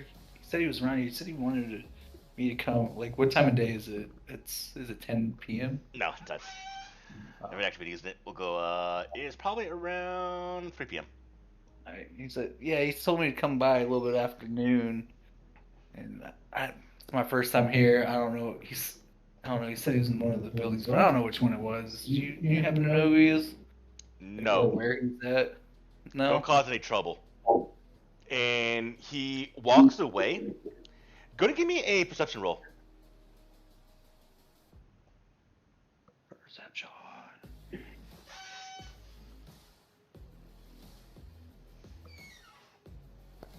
It was too good. Ooh. So you notice that the enforcer does walk away to about here, and he does actually kind of just stand guard as he is as an enforcer, but you notice that he's kind of just looking at you the entire time. Yeah. I want to like start looking around and then randomly just like look away and then step in front of some one of the students so they bump into me. What? Who? What? Oh. Sorry, my guy. You're perfect. Who are you? I'm Big Jim. Who are Big you? Jim, I need some stuff moved. Do you want to help? Depends. I need some information. Okay, fair trade. Come on. He grabs your hand and starts to pull you. I go, where's... Oh no. Uh-oh. Oh no. He's lucky. Oh yeah, your stuff's He's lucky. suppressed. And he starts He's to like- pull you to the north. Okay. I was like, I need to know where Rooker is. Oh, Ricker's probably in his building experimenting. But first we have to move the statue. Come on. Sweet. Where's the experimenting building? Afterwards. You look like Okay. you're big and you can move stuff, so I need you to just move some stuff for us. Can we I can move hear? all the things. Can we hear this conversation from where we're at? Give me perception checks. Oh, perception. I'm gonna choose my one reroll a day on that. Ah. Is Oh, that a skill you get or is that? a little better. It is, yeah. Once a day can reroll any wisdom-based skill.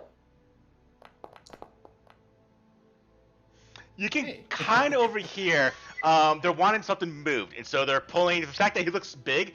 And a lot of the kids here, a lot of people here are students, and well, they obviously are students, but they are young for the most part and not well physically built like Jim. So they're essentially taking Jim for a laborer's job. And Jim's going that way? Yeah. Hmm. But you notice that after, and Jim, you notice this, after you being pulled by his kids, the Forcer, deeming that you probably found the guy you're looking for, does go back to his own stuff and does leave the area. Where's the statue at? Oh, it's in the cafeteria. What's the statue of? One of the founders of the city. Oh. Okay. We just need to move to the other side of the cafeteria, that's all. You got it. So I just head into the cafeteria. Awoken, you really can't hide here. I can't hide behind like flower beds or anything? No, there's people walking by.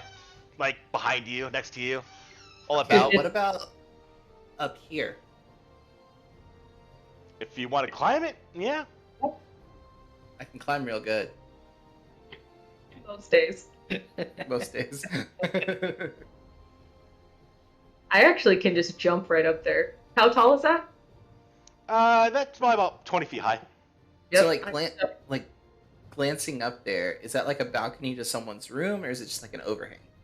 It's a balcony to the upper section. So, but I may be able to easily hide there. I suspect. You can hide there, probably easy, but to get up there and not be seen going up there might be the hard part. Okay, but the enforcer went away, right? Yes. But there are a bunch of faculty and students walking around, and if you're kind of out in the open climbing the building, you're probably going to be seen doing that. I see. How big are you? Okay. I'm like 5'8".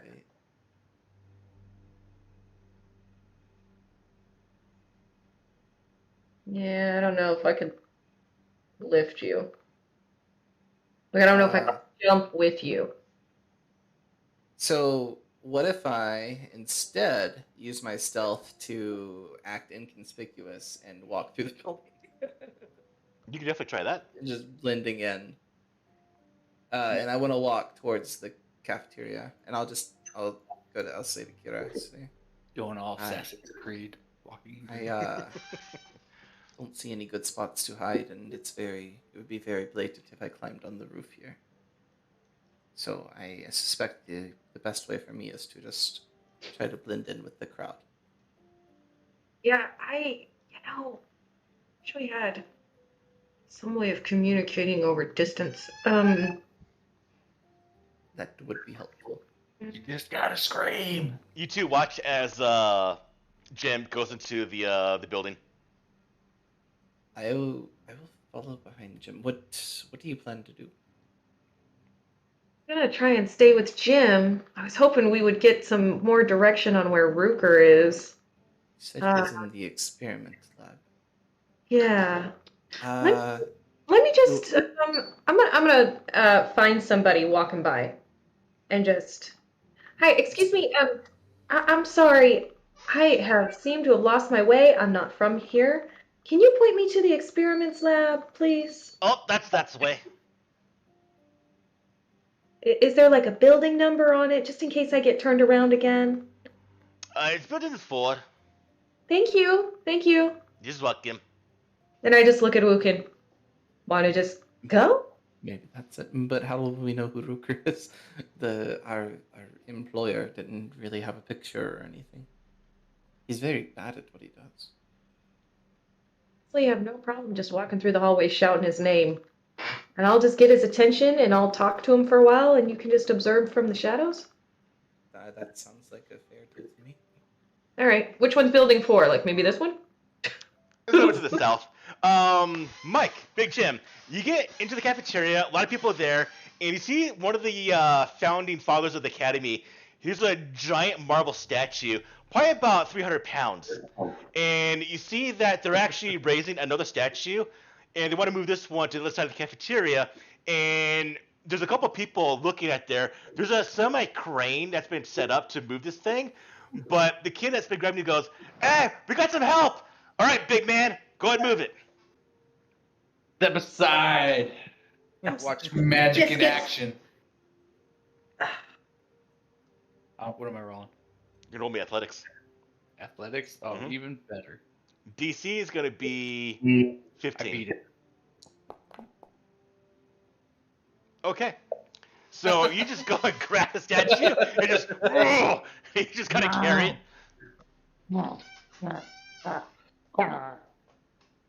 You set it down.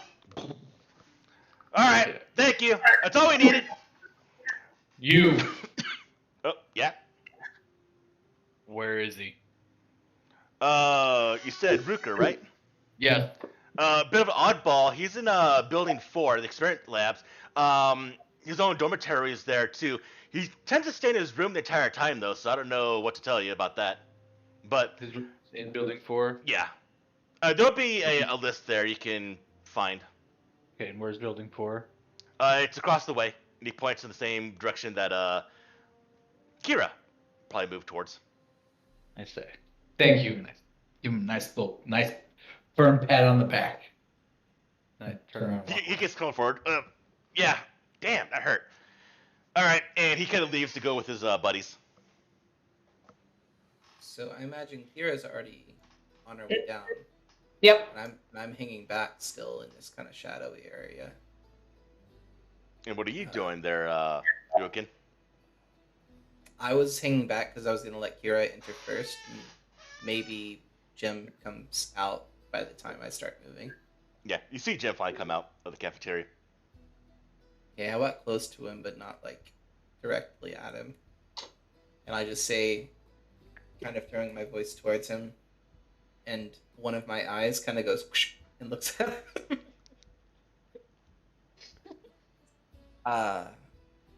Did you get any information? Yeah, he's in there. Okay, very well. I think we got the same.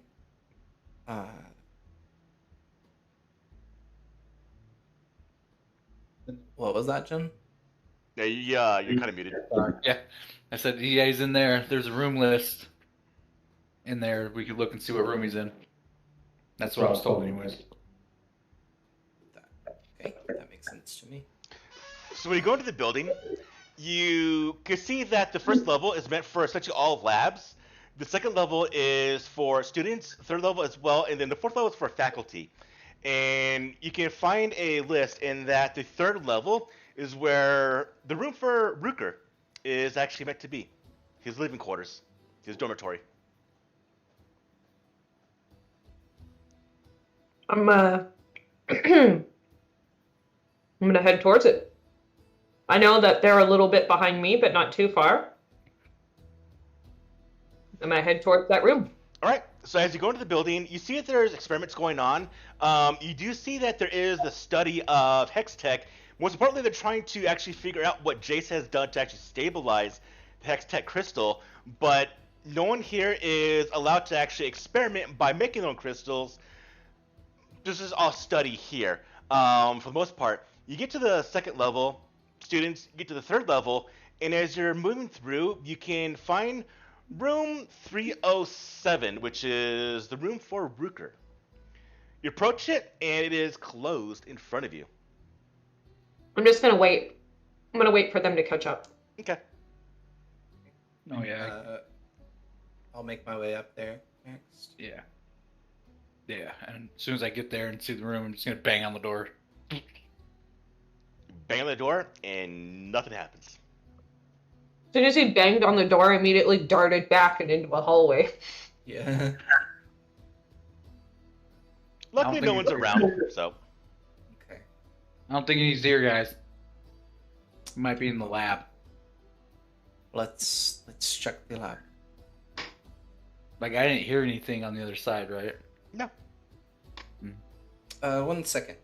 Before we go, I look around. Are there any students in the hallway? Occasionally, one or two will move through. They kind of give you some oddball glances. I'll wait till there's a clear section. Definitely feel like get clear sections. Okay.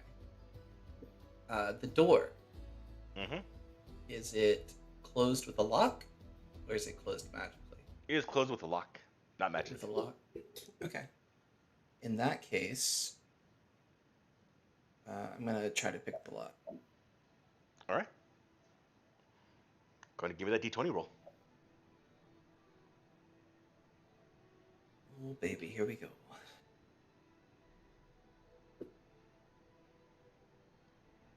This isn't funny anymore. Oh no! It's not a 1? It's not a 1. Well, you can't unlock it, and the reason why is because it's already damaged. Oh. Ugin, why didn't you tell me you were trying to get inside? Boom! Kicked it. I try to stop. I run away. Both of you give me dexterity checks. Dexterity checks? Yeah, Mike, give me a +2. Oh, I'm taking dexterity check at +2? Yep. Oh. Nope. Not good for me. I couldn't make this like an athletics check. Nope, this is just general speed. Add 2 to my roll. So 21. I forgot to hit control before I It's all good. did things or whatever. Yeah, no, I don't get it. Okay. So you both don't react fast enough for the kick that just blows open the door, making a giant banging noise, and you hit it so hard it actually goes off the hinges and falls to the ground. Ta-da! And as you look inside, you see that there is a small case on a table that is currently open that would hold a couple of gems. But that's not what brings your attention. What brings your attention is that the other table is overturned on the ground. The furniture is overturned. The bed is completely overturned on the side wall. Contents have been started everywhere, and there is a splotch of blood that's on the countertop.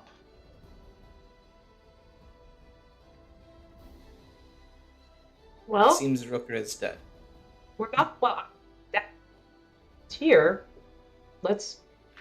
Hey, big guy, can you just hang out outside and stall anyone who tries to come in? Buy us some time to go through this. No. All right. Let's go investigate. We can investigate, but I imagine whatever we came here for is also what they came here for. We'll see if we can't pick up their trail. Okay. I'll investigate. Go ahead and give me a investigate check.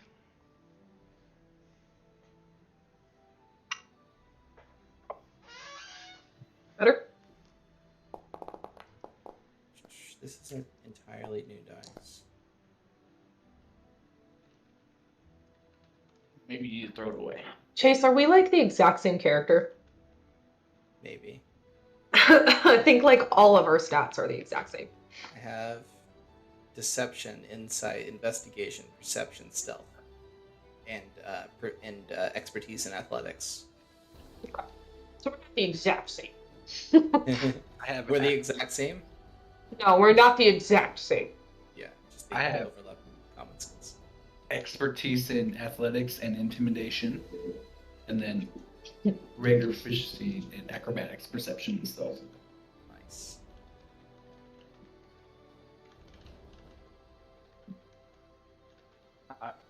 Well, actually, I lied. I don't have expertise in intimidation. I just used my strength. I just made it expertise so it would be the right number. I have a couple of weird ones for me based on other stuff that I'm using to build her. So like I have investigation, medicine, and nature, which is weird for a ninja. Should probably have nature as well, Hmm considering background. That's why I didn't take survival actually, which would have been better for me.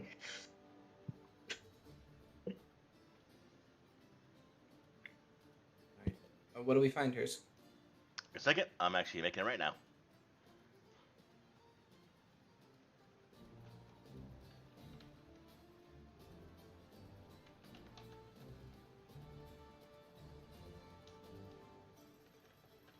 I don't, No? yeah, I'm not gonna order from them again.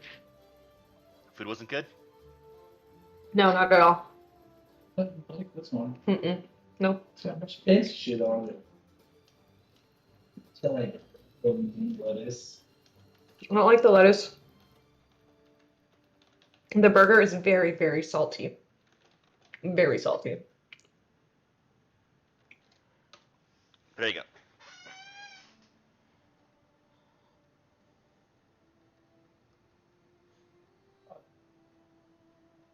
Just wanted to let you guys know what you got.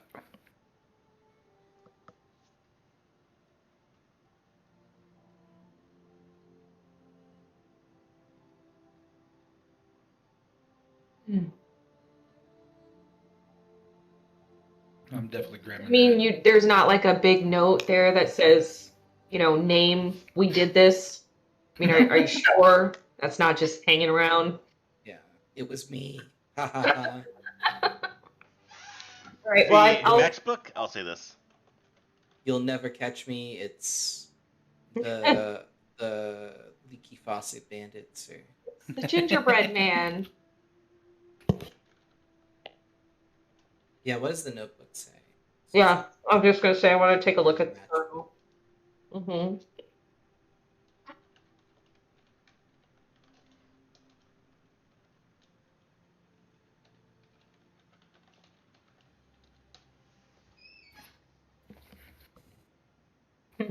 Nice. Longest pull.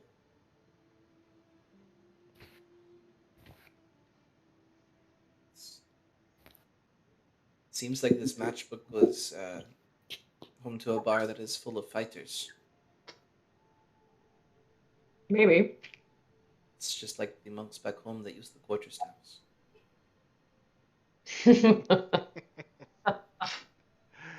Mike, go ahead and give me a history check.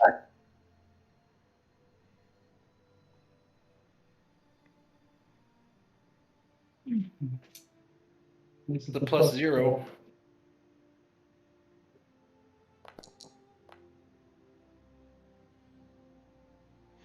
You know that the longest pole is a bar in Zon, but not where in Zon. So maybe you've heard it before. I'm still kind of outside, so I probably wouldn't know what all this stuff is. Gotcha. What's going on? So I'm gonna take a a quick peek at the journal, but looking at the matchbook that Vulcan is holding up, you're like, well, it's our only lead right now. Yes, it is. Now, tell me if I'm crazy, though. Yes, you're crazy. Oh, okay, but alright, listen to me. Esker said that Rooker was just one of the people with the crystal. We're here. Should we not look around and try to find another one? I almost feel like it would be like searching for a needle in a haystack. Maybe. I feel like it's a pretty small haystack. Really? How many, just DM, how many rooms did we pass just in this hallway to get to this? Probably, well, this was 307, so 6 of them. And there's about another probably 7 more. So it's about 14 rooms on this one hallway. If we just replace this door, it's like we were never here. Or, is there a window? Oh, yeah. Does the window have a balcony? It does. I can climb very well. I can go outside and maybe look in the windows. Okay. Sure. I'm gonna like peek my head in and go, hey guys, we don't got all day. Like, what are we doing? Can you get in here and put that door back up? Can you just like put it back in place? I pick it up and just. Okay. This was left Get back in untouched. place. If this was left untouched until now, it'll stay untouched for a few more days. But now, also, they know your faces, and you've both asked for the guy that is now presumably dead. Yeah. So. Yeah, we're gonna blame you. That's fine. That's fine, yes, blame me. They don't know my face. That is a great idea. Okay, don't you have some windows to go look in? Yes, I will go now. Okay. I'm gonna roll stealth. Okay. And I'm gonna take my time with it. I want to take my time and make sure that I am properly hidden. And since I'm taking my time, can I get advantage, please? Sure. Thank God. I rolled an 8 and a 9. So 19 plus like 7 or something like that. So like 27. Here, good.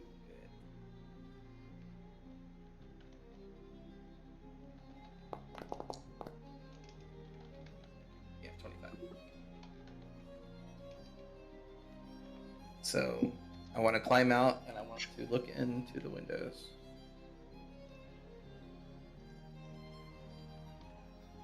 Okay. And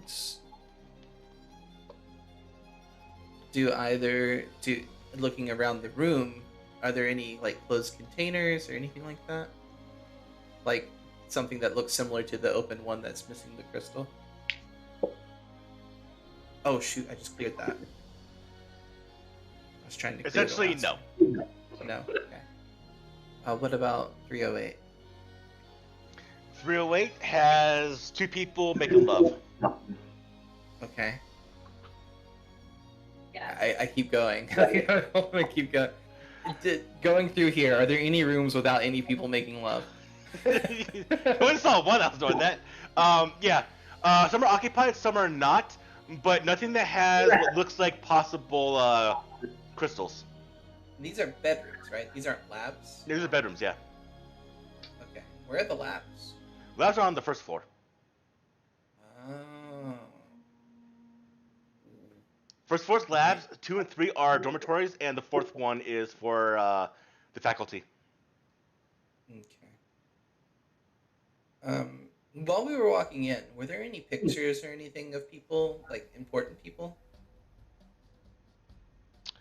Not really. Or statues or anything like that? Those have been in the cafeteria, but there are essentially a lot of imagery of experiments, and a lot of it is focused on the crystals and on the hexacrystal that Jason's constructed. Okay. And So mostly it's trying to decipher of how he did it. Okay. I just kind of want to determine if any of these people that I'm seeing in these rooms are important. Are there any that have like significant regalia or anything on the walls, or like that would signify them having any kind of rank within the university? You see a picture of Heimerdinger. I do? Yeah. And Heimerdinger's in the room? He is not. He was actually currently helping out with the rebuilding of the wall that flooded. Well, I have to see him. I can't see a picture of him. There are some students here. There's some experiments going on, and there's a couple that probably look like teachers or Yeah, that's what I'm looking for. Yeah. It's like a professor or yeah, there could be doctor some or professors in something. here. Okay. In that case, I go back to their room and I say, "Do we have about 10 minutes?"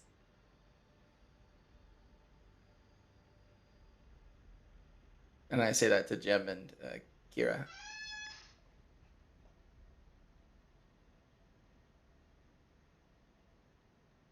Jim, Yeah. do we have about 10 minutes to wait? Yeah. Yeah, we're good. Okay. Yeah, we should be fine. So I go back to the sleeping professor's room, and ensuring that I'm hidden, I watch him sleep for 10 minutes. All right. Not creepy at all. Sure. Not creepy at all. No. You just Yeah, just observing. I have to observe for 10 minutes. And after that 10 minutes is up, I return to the room with Kira and Jim. Jim. Big Jim. And before walking out, I use an action and change my form entirely into that professor All right. by using.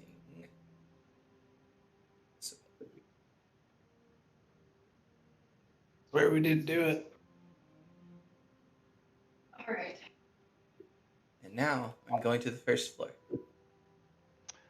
All right. And So are we with you? Probably best if not. I'm currently disguised as a professor. Right. So I wasn't sure if we should just stay behind or. I don't know what's the best thing for you guys to do.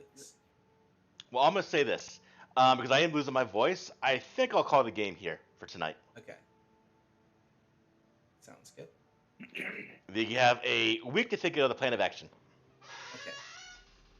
So, and just so everyone knows, my plan of action currently is to go investigate the labs to see if I can find another crystal. Yeah, I was gonna say I had to take the dog out, but I was gonna say when you asked us for 10 minutes, I was like tearing that room apart, like looking through mattresses, pillows, like it's already pretty destroyed, so I was just if there was anything else. And we'll reveal anything that might be found next week.